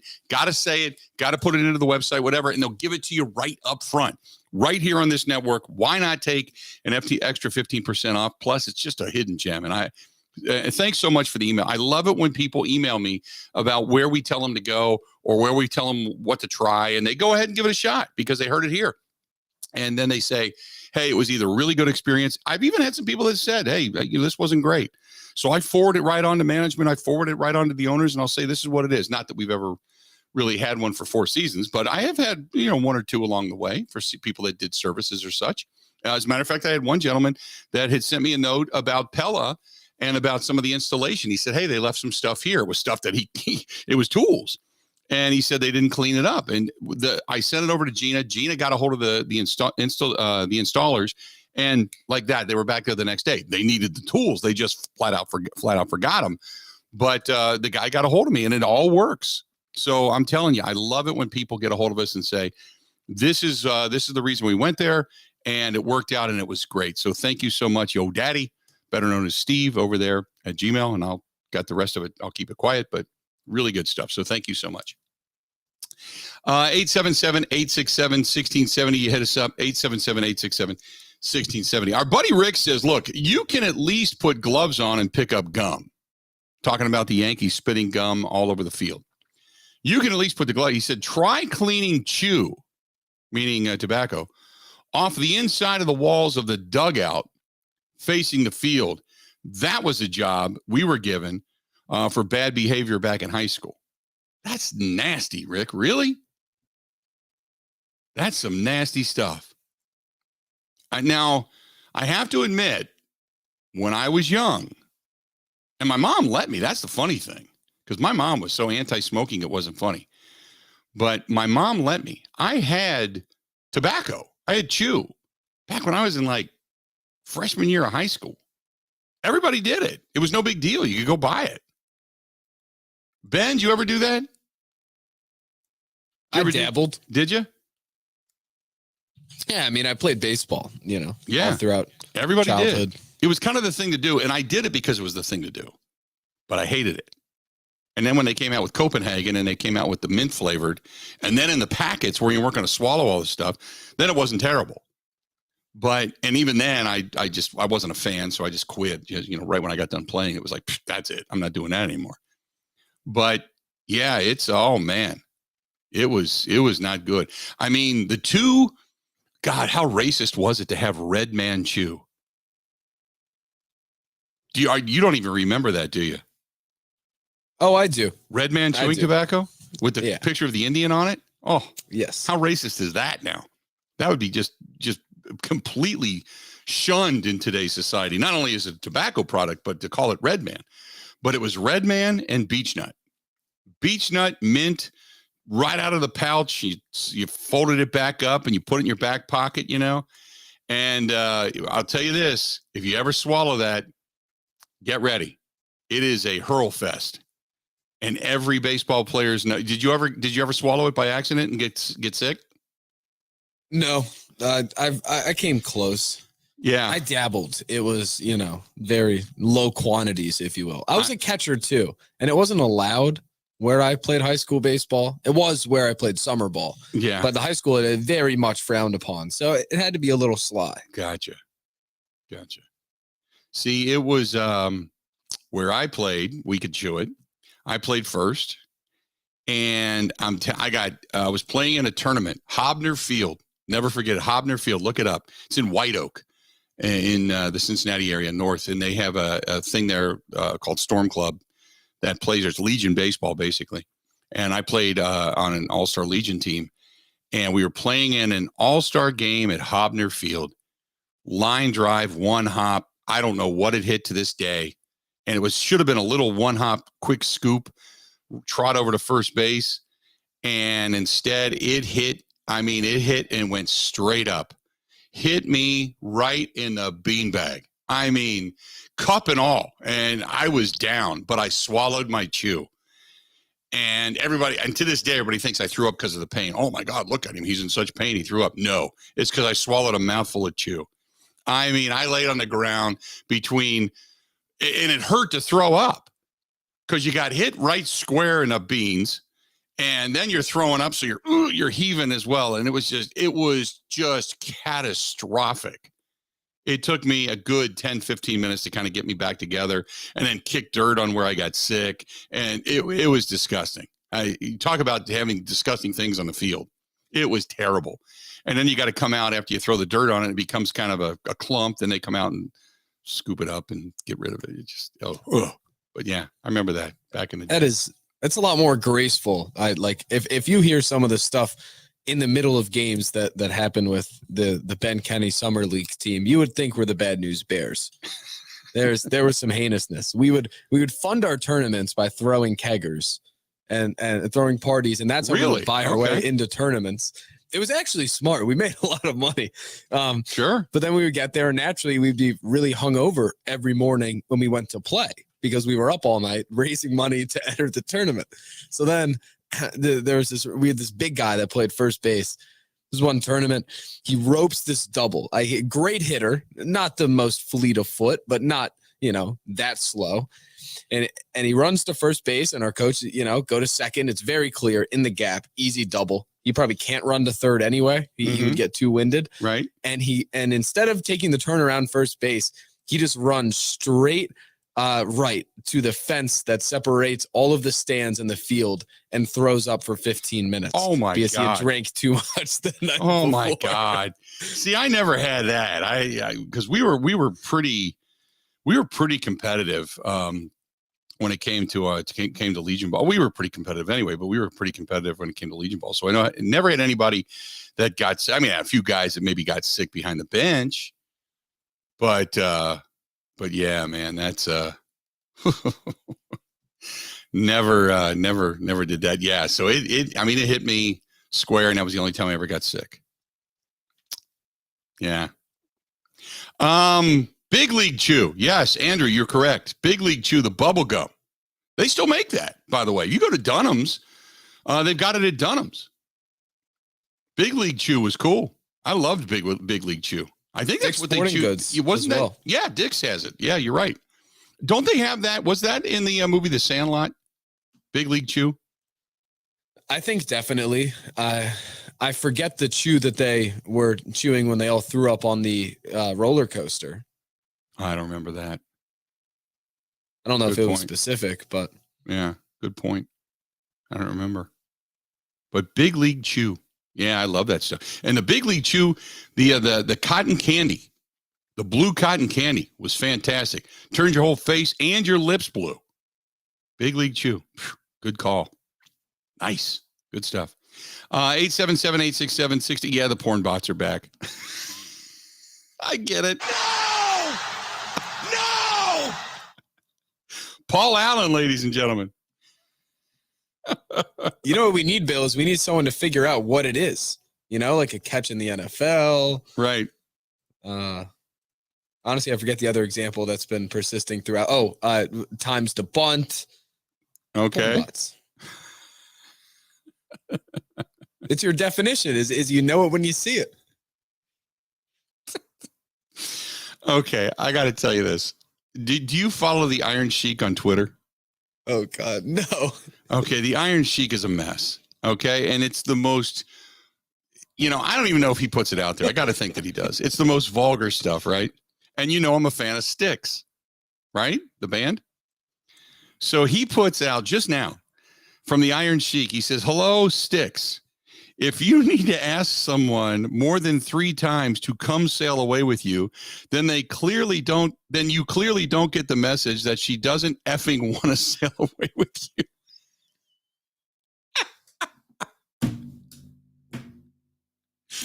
Oh my God. That's the kind of day it is. This is one of those days. Everything's off the rails. I mean, I started yelling at Ebo at 6 a.m. today, and now the brain is mush. Oh my God. I feel like that would be great if I knew the song. Come Sail Away? Yeah. You don't know Come Sail Away? Oh my God. I mean, go get it. Go get it. All right. Go get it. Oh my God. How do you not know Come Sail Away? I mean, put it this way. They play it in bars today, and I listen to younger generations sing it. Everybody knows Come Sail Away. It's like the anthem of Don't Stop Believing. It's under that same guise.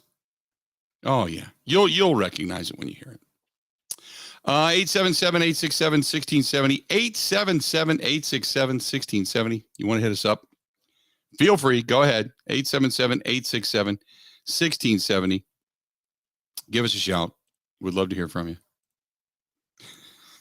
Don't know. Come Sail Away. Oh my goodness. Oh my goodness. Real quick, this one's from Jack. Jack says, Jack says, what about spitting on the field?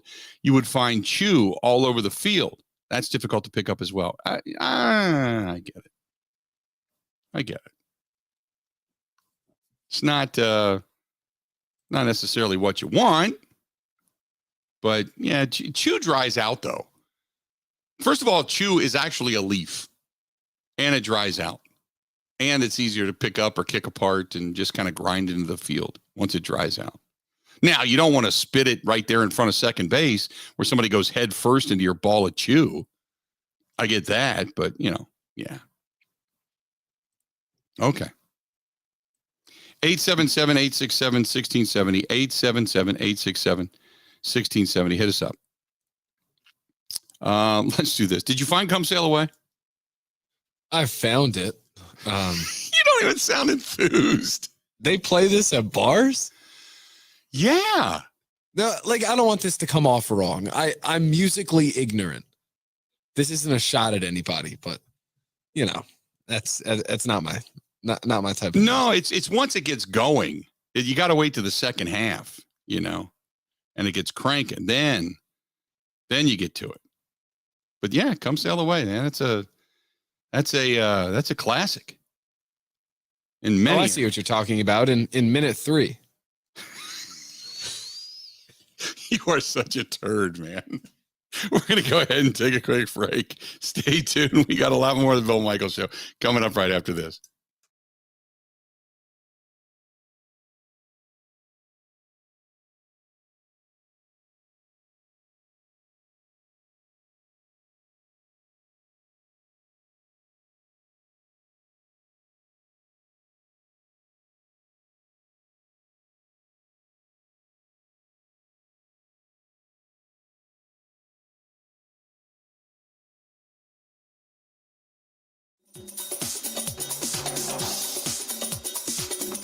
Bill Michaels will resume in 3 minutes.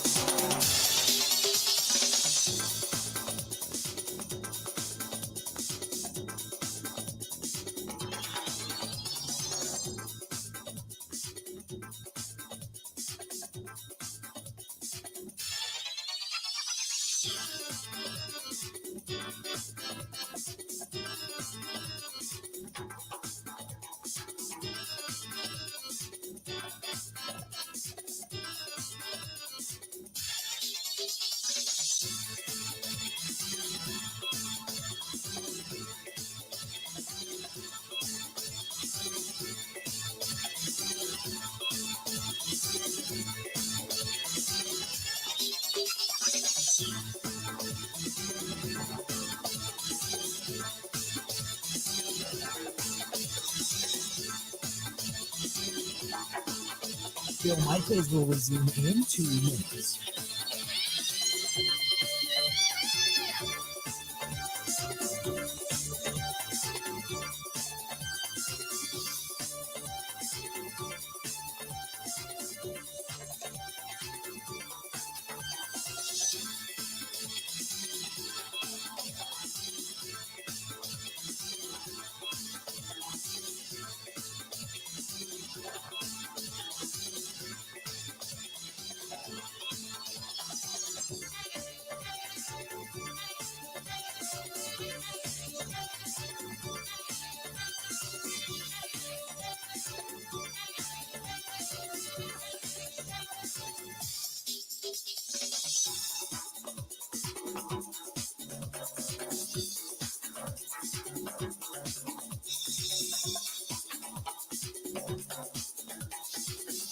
Bill Michaels will resume in 1 minute.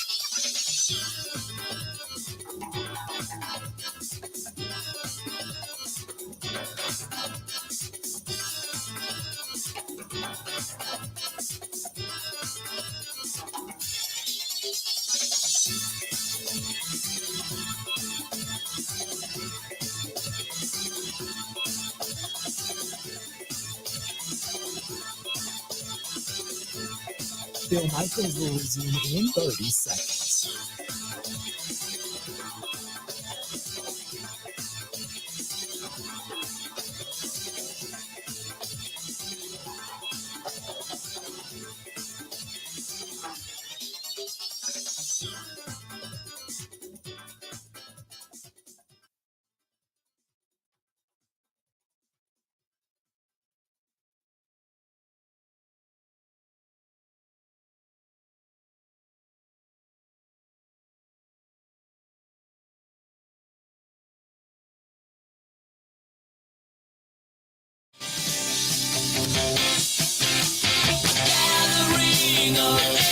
There you go.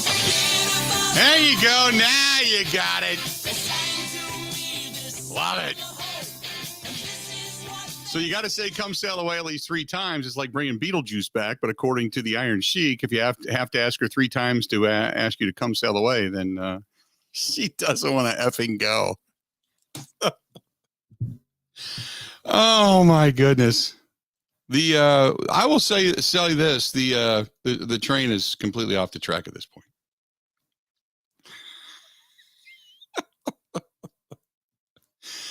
Oh my goodness. 877-867-1670, 877-867-1670. If you want to give us a shout, by all means, do so again, 877-867-1670. The Sporky Awards, the finalists are out. Are you a Sporky person, Ben? Do you go to the Wisconsin State Fair? I do not. Really? Or I have not. I have not. I should. You know what we got to do? Here's the thing. This is what we got to do. We got to get you to the Wisconsin State Fair when we do the show this year. We're going to do it on Thursday and Friday of the opener, because the following week we're actually going to be in Sturgis. But on Thursday or Friday, we got to get you out of the studio and get you there to do the State Fair with us. So we'll get everybody there and all that. They bring over the Sporky finalists. Okay. This year, the Budweiser. And those are the food carts, correct? They're food creations. And everybody creates a new food if you want to get involved in the Sporky. And the reason it's a Sporky thing, which you know what a spork is, right? The cross between a fork and a spoon. Okay. And they call them the Sporkies. So if you want to get in on this, you create a dish. And if it becomes a finalist, they put a spork, a giant spork, out in front of your place, because there are people that will go buy these. They'll look just for the new food and just for the Sporky finalists to go eat them and try them. Okay. So it means business. If you become a finalist in this in any way, shape, or form, it means business. It means people are coming there to get this particular thing, and they're going to spend money in your establishment. So it does pay. So the Budweiser Pavilion, the big announcement came out that they were named as a finalist for the 2022 Sporky competition, the annual food competition where, venues during the Wisconsin State Fair battle for the most delicious and unique food items. Now, the Bud Pavilion took 3rd place in both 2017, 2018 out of more than 30 competitors. This year, they have come up with, tell me if you think this is good, Flaming Hot Cheeto Chicken on a Stick. Oh my God, that sounds unbelievable. They take chicken breasts, dip them in egg wash, and then roll them in crushed flaming hot Cheetos. Deep fry them. And then afterwards, on the stick, they put them on a plate and they drizzle a hot honey mustard over them. Flaming hot Cheetos on a stick. And I'm not a big fan of flaming hot, but that sounds actually decent. It's dusted with a honey mustard chipotle ranch and sprinkled with a top secret seasoning certain to bring some spice to your life. How about that? I love the use for that. Sounds amazing. And that might bring me there if nothing else, would have. But I love the use in general food language, the top secret seasoning. Mm-hmm. Like, I feel like definitely some places, what they use is amazing and they won't give up their books. I feel like you go some places, they're like, yeah, our top secret sauce, and it's just ketchup. So here are the other finalists. Okay. Ooh, a vegetarian option. It's black bean burrito balls. Black bean balls, mix of black beans, sweet corn, a plethora of cheeses and spices, combined into a deep-fried bite-sized sphere and breaded with a combination of spicy cheese curls and nacho cheese chips, served with a chile lime sauce. So basically, they crush up Doritos and stuff, and then they dip it in that after the fact. There's one. I don't know if you like that or not. That doesn't appeal to me. There's a brandy old-fashioned s'more on a stick. It upgrades the classic whipped cream bar by infusing the flavors of the Wisconsin Brandy Old Fashioned. It's a fluffy cream sandwich. It's like an ice cream stick. Between 2 graham crackers, covered in milk chocolate, topped with white chocolate, dried orange slice, and a dried cherry stuck to it. There is a cinnamon toast crunch latte at Slim McGinn's Irish Pub, Two Brothers, Nitro Coffee. Go to the next level. They mixed it with cinnamon toast crunch infused with cereal milk. Add a cereal crust to the rim and top it with whipped cream. And there you go, a cinnamon toast crunch latte. That doesn't sound bad. There is the fried pickled cheese curd taco. Fried pickles, cheese curds, completely deep fried, pickles sandwiches together with cream cheese, and then battered with a cheddar cheese, topped with raspberry chipotle sauce and fresh greens, and then put into a taco shell. Fried pickled cheese curd tacos. Then there's the Pinot pretzel popper brat. This is, okay, here we go. And it's on a stick, by the way. So the Pinot pretzel popper brat, a 10-inch jalapeno cheddar bratwurst, carefully wrapped in fresh pretzel dough, topped with coarse pretzel salt, and fresh cut jalapenos then on top. It's baked until it's golden brown, drizzled with white cheddar sauce, and served with a house-made jalapeno cream cheese. It comes with a free pair of asbestos underwear. Just throwing it out there. Do any of these appeal to you, Ben? I mean, the one you said off the bat, I think appeals the most. That pretzel, I feel like that pretzel popper, I like. I like poppers. The rest of this, not so much. Do they ever just put like a lot of effort into like, I don't know, a grilled cheese without, Dorito flavoring? Oh, yeah, I'm sure they do. Yeah. Let's do this. We're going to step away, take a quick break, come back. We got a few more of these to get to and a whole lot more of the program to get to. Stay tuned. More of the Bill Michaels Show next. Covering Wisconsin sports like a blanket. This is the Bill Michaels Show on the Wisconsin Sports Zone Radio Network. The Thunder is back, and you don't want to miss it. June 30th through July 3rd. It's the NASCAR Cup Quick Trip 250 and the Xfinity Series Henry 180. For tickets, go to roadamerica.com.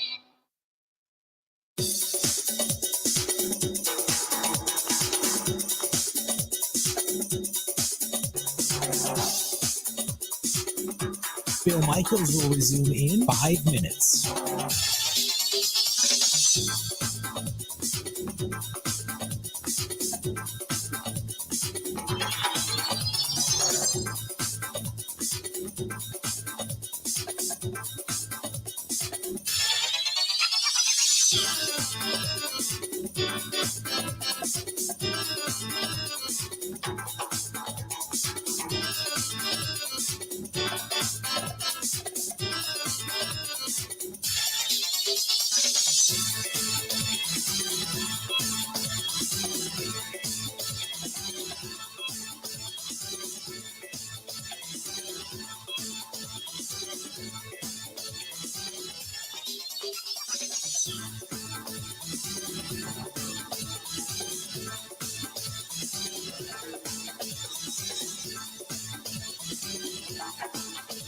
Bill Michaels will resume in 4 minutes.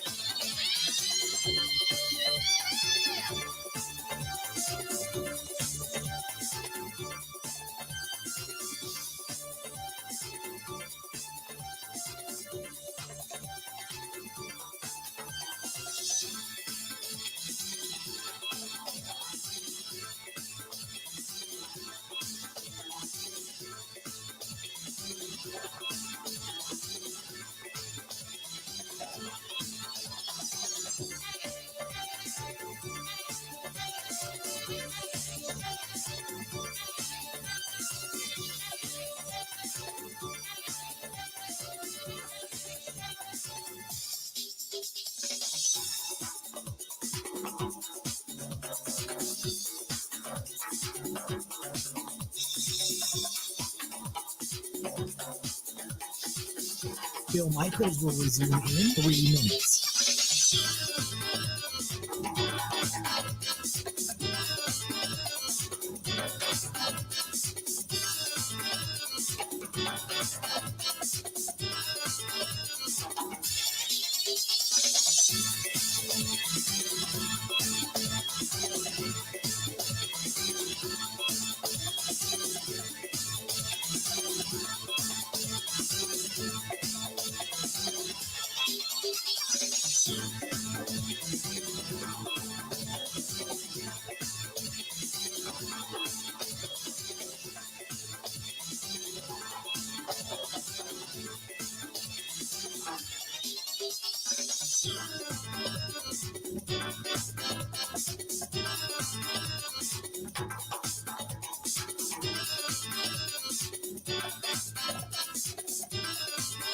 Bill Michaels will resume in 2 minutes.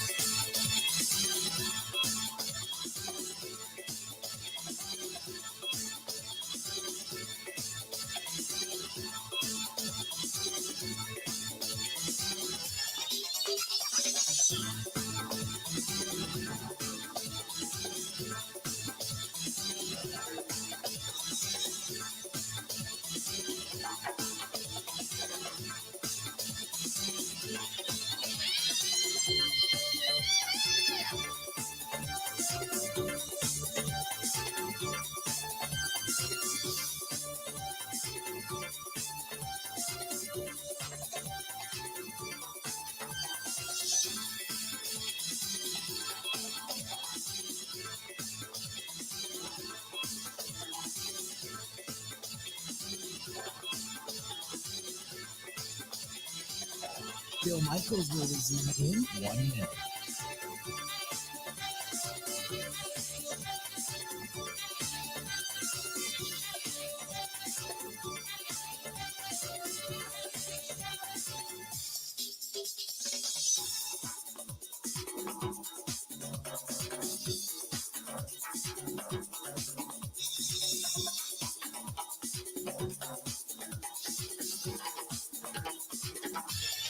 Bill Michaels will resume in 30 seconds.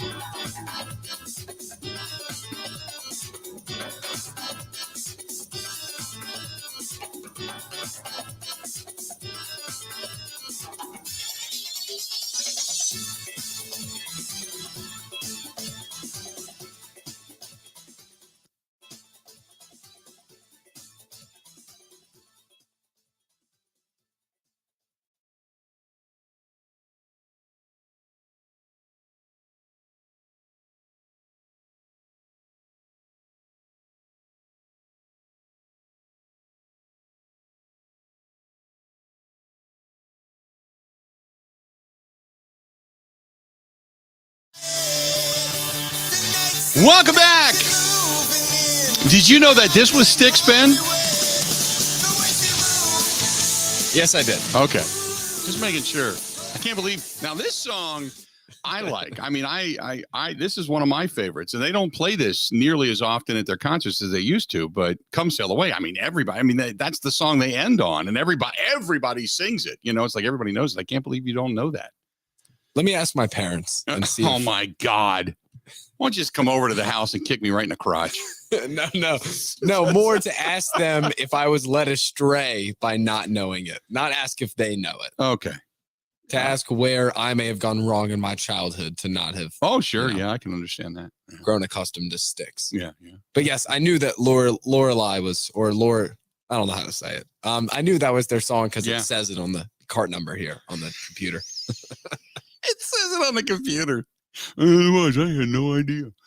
877-867-1670. 877-867-1670. You want to hit us up? Feel free to go ahead and do so again. 877-867-1670. What else do we have here for you? Just a whole bunch of weirdness today. So, and Mark, you are correct. He's like, man, that was a little early. I did. Again, getting off of the sports topic here for just a second. I know sometimes, I don't know what you can and can't hear working in the studio at home. And so every now and then, and there's a big sign on my door that if you have deliveries and such, we were just talking about delivery men. If you have a delivery, you just text me text this phone number and let us know that a delivery's here and it will be picked up. Don't worry about it. You can go ahead and leave the packages right there at the door. And there was a driver. I don't even know what he was because he was in an unmarked truck. It was a U-Haul truck. So I don't know if it was UPS or FedEx. I don't know who it was. Kept ringing the doorbell. And when I moved into my house, I got one of those electronic doorbells that plays like music rather than just bing bong, bing. You know, I don't have that. I got one and it goes, dun, dun, dun, dun, dun, dun, dun, dun, dun. It just plays this god awful music. And I don't know how to reprogram it. Don't ask me. But he kept ringing the damn doorbell. So my security cameras are going off and the thing kept playing music. And I don't know. Could you hear it? No. Okay. Could not hear it. Because I think you can, because I can hear it. So I always think, oh my God, you can hear this stuff and it's terrible. And so anyway, I finally went to break and just said, okay, I got to go down. I'm like, yes, sir. And he's like, I got a package here. I'm like, can you read the door? Oh, I didn't look up. He's just looking at his phone the whole time. Real quick, getting back to the Sporky Awards, there's two more. And you tell me, now we've gone through the Pino Pretzel Popper brat. I like. I'm in on that. There's two more. The Scotty Slugger, the great state of Wisconsin. The Scotty Slugger combines locally made a beer brat and cheese curds, and then dips them in a cruller, kind of a cornmeal batter, and it's all on a stick. They say it's a work of art, deep fried and topped with Dijonais and German and sweet sour cabbage. They had me until the sweet and sour cabbage. It sounded pretty good. They have me in general as long as, someone can work out for me afterwards. It looks, I don't know how my body ingests that. Yeah, it looks like a giant, kind of a topped Long John on a stick. If you know what a Long John is in the bakery sense. But it's a beer battered brat with cheese curds. They wrap the cheese curds around the brat, then dip it in a cruller cornmeal batter, deep fry it. It's on a stick. But then they top in the Dijonais, I would say, okay, Dijonais sauce on a brat, not bad. But and then sweet and sour cabbage. That is a culinary event, not a culinary. That is a culinary event. Right there. Trust me. It's like going down, just imagine yourself going down the log flume. Disney World or something, the log flume, down you go, only it's followed by a rush of air. Did I paint a picture pretty well? Ben, you with me on that? Shut your ass.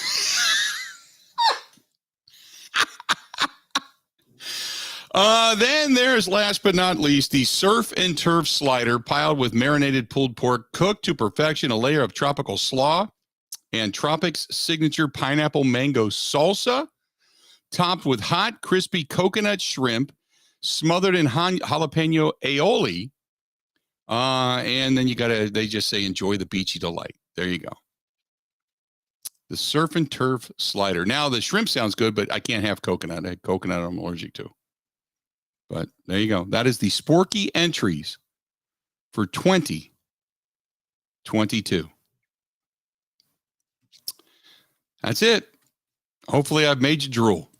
Although I will agree that the Bud Pavilion and that one brat, both of those, the pretzel brat, that sounds good. Both of those two right there. I think those two are going to be vying for the top spot. Just my opinion. 877-867-1670. You want to hit us up? We'll put it back on the sports wagon, so to speak. By the way, the Nuggets have dealt Barton and Morris over to the Wizards. The Wizards. Did you see Johnny Davis get his locker, get his new socks, his new shoes, and everything? Did you see that video? No. When did that come out? It was a little bit earlier today. Oh, I must have. Yeah. No, we were busy BSing about throwing gum on baseball fields in the morning. So I missed that, but yeah, it's a pretty cool video. He did a presser. He was introduced to the Washington media, and it was pretty neat. He gets to his locker, and there's his name, and then obviously the jersey and such. And they show him putting on the NBA socks and lacing up his new shoes, and the whole deal, which was pretty neat. Another note from the NBA, by the way, is that the NBA salary cap is projected to go up roughly $123.6 million. That's an $11.6 million increase from last year when it was $112 million. And at that number, the luxury tax line for 2022-2023 season would be roughly $150.2 million. And the hard cap, which means it cannot exceed if they acquire a player in a sign and trade deal, or if they use, say, the full mid-level exemption, will come in at roughly $156.9 million. So there you go. That is your salary cap number. And where will the Bucks fall in that if they decide to say, you know what, we need to add a piece or two, and we got to go for it. So that's where you have to look as far as the Milwaukee Bucks go, and kind of go from there. They go ahead. I've seen some chatter about Mo Bamba and whether he would fit with the Bucks. That I don't know. I think any help is good help, but I'm not I don't think Mo Bamba is coming in and doing much. Right now, if you look at the odds, the Bucks have the third shortest odds to land him next if he were to go to another team. Mm-hmm. And all the reports are that the Magic will let him enter free agency. Right. I don't know. I think it could help you give that defense and that frame off the bench. Right. No, I agree with that. That it can't hurt. It's just, do I think he's the player that's going to put them over the top? I don't think so. He averages about 10 points a game, a couple boards a game. I take that back. I think he averages a little bit more rebounds a game. I think about 10 points a game and maybe 6 to 8 boards a game. His defensive prowess, like you said, is pretty good. So maybe late game defensive prowess. Does he become that PJ Tucker kind of guy with a little more ability to score points? To me, it's all about, first of all, Bobby Portis coming back. But secondly, in my opinion anyway, they need that PJ Tucker attitude that they lost off of last year's team. And the Bucks, as it stands right now, going into the 2022-2023 season, they are sitting at $158.64 million. The total cap is 160.5, which means their cap space is actually negative 58 million. They said the practical cap space is a negative 50. So they will pay a little bit into the luxury tax if indeed they stay as they hold. The cap hold is 22.2 million. There you go.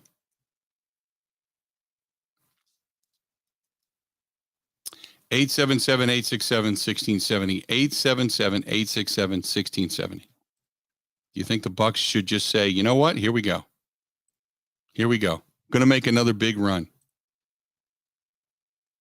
Yeah, I don't, Mark, they're not going to go in and buy another, $40 or $50 million contract. That's not going to happen. They do have what's considered a hard cap, and they're already pressing up against it. They can't go out and just sign anybody to anything. But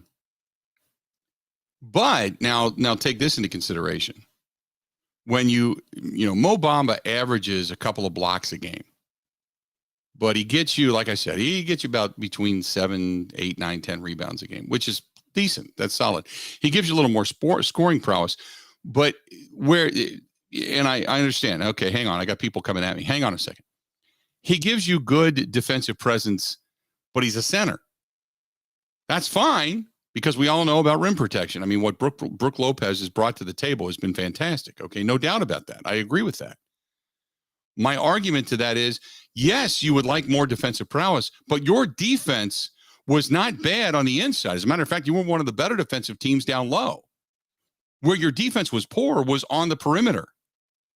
You were a poor defensive team defending the three. Everywhere else, you were pretty good. So it's not like you're doing a huge upgrade on the inside, and that's going to make the difference. It's on the outside that was somewhat problematic.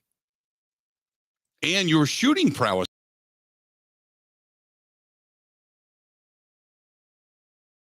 Disagree that Mo Bamba would not help? Of course he would help. But my argument is you need defense on the outside and you need three-point ability. But the problem is everybody's looking for a decent defender on the perimeter and a guy that can shoot beyond the arc. Everybody's looking for that because that's the way the game is gone. 877-867-1670, 877-867-1670. If you want to hit us up, feel free to go ahead and do so. When we come back, we have breaking news, which made Ben Kenny's pants get a little tight. I'll tell you that right now. It has nothing to do with the Philadelphia Phillies. So hang in there. Got one more segment of the Bill Michaels Show. And it's not it's not like Aaron Rodgers is not coming back. That's not the kind of breaking news this is. But in Ben Kenny's world, it's worse. It's worse. It's worse. Stay tuned. We got more right after this.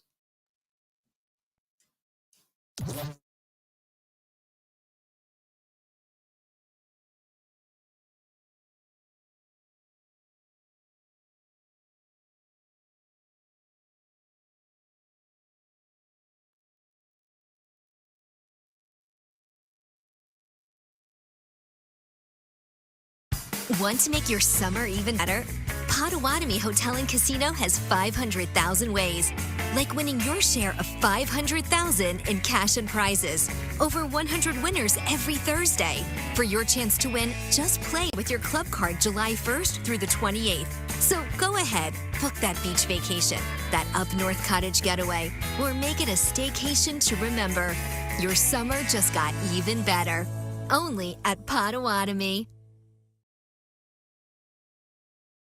And closing it every day for 25 years. Man, that's got to be expensive. Choose 0% financing for 72 months or a free upgrade to the hidden screen in our 250 series. Whoa, I need to jump on that now. Visit PellaWI.com today. Certain restrictions apply. See Pella Experience Center for details.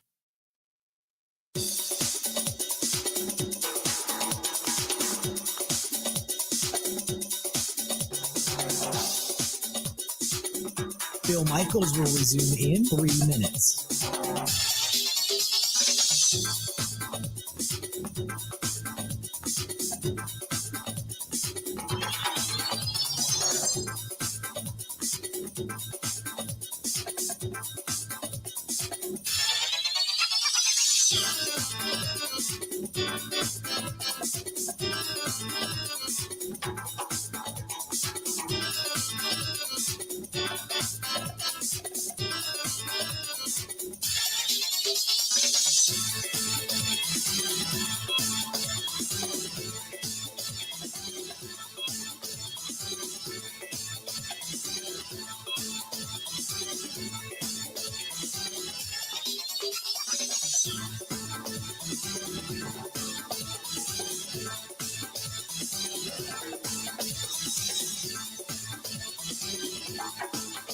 Bill Michaels will resume in 2 minutes.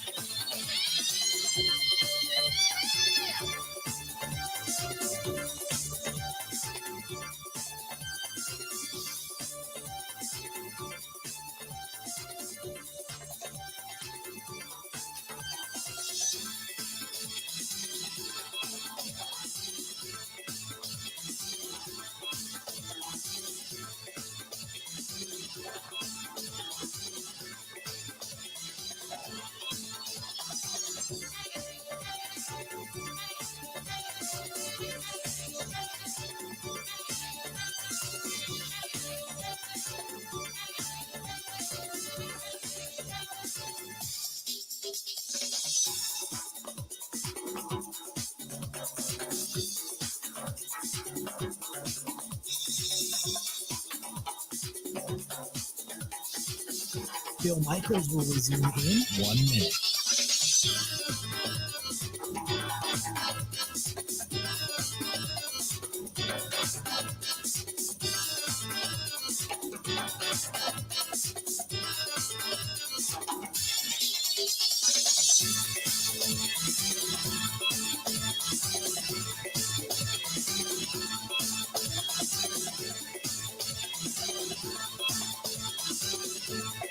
Bill Michaels will resume in 30 seconds.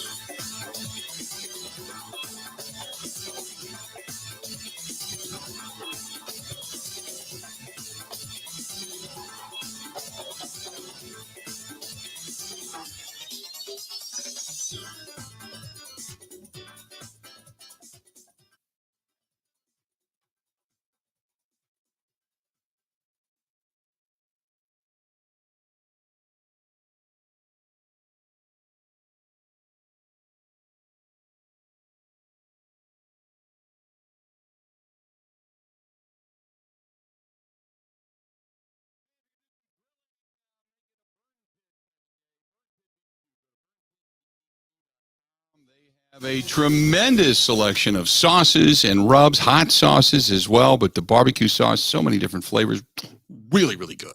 That's burnpitbbq.com. That is burnpitbbq.com. They are veteran-owned, based in Wisconsin, right here. It started in their garage, right down in Racine, Wisconsin.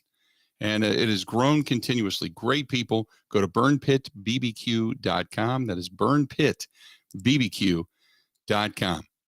Breaking news. Ben, do you want to talk about this? I would love to. In the top of the 7th inning, Brewers at the Rays. The game is tied 3-3. The game is literally on the line down the stretch. A leadoff hit by pitch to Jace Peterson brings Christian Yelich up with no outs. Yelich, the hottest hitter on the team right now. What does he do? He bunts. Dropped down a sacrifice bunt to perfection. The rest of the inning went as followed. There was a wild pitch, moving Jace Peterson to third. Right. Willie Adames struck out swinging. Andrew McCutchen grounded out, and they scored 0 runs. There you go. Adames struck out swinging. So they got him to third. The wild pitch almost made it a reality that you can bunt, sacrifice at the right time, and bring a runner up 90 feet. The wild pitch took him to third, and then it was a strikeout and a ground out to end the inning. You are so angry right now, aren't you? I'm not angry. I feel a little bit validated. I mean, Christian Yelich has been playing like one of the best players on the team. Yeah, it was lefty-lefty. He probably wasn't going to hit a home run off this guy. But he's been the most consistent on-base guy on the entire team to take the bat out of his hands, give the other team a free out with the rest of the lineup coming up. I disagree with the decision. I don't think it's smart. I don't mind it. I really don't. I understand being the hottest hitter and such, but it still would have taken. Now, let's just say he doubles, because we're not talking about a home run here, but let's say he doubles or singles. Singles, you'd have him at first and third, nobody out. Okay, a little bit different. The wild pitch, maybe the wild pitch then brings in the run. Who knows? I get it. I don't mind it, though. I like the style of baseball. They were playing to move the runner, advance the runner, and get the run. It just didn't work out that way. Let's say Adames doesn't strike out. Say he just hits a fly ball. Brings the runner in, then it's worked to perfection. The sacrifice moves into second. The wild pitch takes him to third. Sacrifice fly brings him home, and you've actually manufactured a run. I would have liked that. It just didn't work out that way. But had it worked out and they scored the run, would your song be different? I would accept that it worked out. I guess I'm not trying to focus on the results here. It's the process of it that I disagree with. Okay. Because I would argue you would score more often with your best players hitting instead of giving away outs. I like the thought. I really do. Corey says the first pitch he tried to bunt. I thought, okay, just trying to surprise them. Then he did it again. He has no confidence. His contract's going to hold this team back for years. Corey, no confidence what, in bunting? Because the guy's been hitting the ball. If you've watched as of late, he's been actually hitting the ball. Maybe he doesn't have confidence in bunting, but he's been actually hitting the baseball. Here's a side note for you. And I got to admit, I'm a little surprised by this, but I'm like, okay, I get it. Did you see the ratings for the College World Series? No. The ratings for the College World Series, when Ole Miss won the title, 1.54 million people were watching. Not bad, right? 1.54 million people watching the final game of the College World Series when Ole Miss wins it over Oklahoma. Okay. The Women's College Softball World Series outdrew the men. Women's college softball, 1.74 million. Saw Oklahoma's title-clinching win versus Texas. The most watched college softball or baseball game, college, of 2022 was the women's teams. Tell me why. I don't specifically know. Is that an indictment of baseball? I don't think so. But the women's game just goes by fast. I have no idea. No idea. Steve says the porn bots are back. I know. I think they only come back because you're clicking on them, Steve. You're actually going there. They want to save everybody's eyes from watching Yelich bunt. Oh, my God. Oh, so I don't know why the women did so well. Couldn't honestly tell you. But I think it's great. I don't have a problem with it. 877-867-1670, 877-867-1670. James says women's college softball, very fast-paced. Rick also says women's softball, awesome. Something about underhanded pitching. Oh, they can heave it. They can get it up there in a heartbeat. I don't know how you don't throw your arm out of socket doing that, but I agree with you, man. Something about that underhanded pitching, man. They can whale it. No doubt about it. Got you with that one. Real quick, this is from Simon. Simon says, hey, unit, love the program. The porn bots all day have kept me amused. No, I don't click on them. I know they're going to end up giving me spam and also a virus of some type. LOL. Then he says, love the program. He says, there's no way I'd be picking spitted gum up off of a baseball field. To hell with that. They make enough money. Either hire somebody or pick it up your damn self. That's what you get. Spoiled kids playing baseball. And then he's got hashtag Ben doesn't know, come sail away. Come on. So I'm telling you, it's okay. All we do on this program is we try to expand your horizon. We try to drop some knowledge. And that's what we did. There you go. Ben Kenny.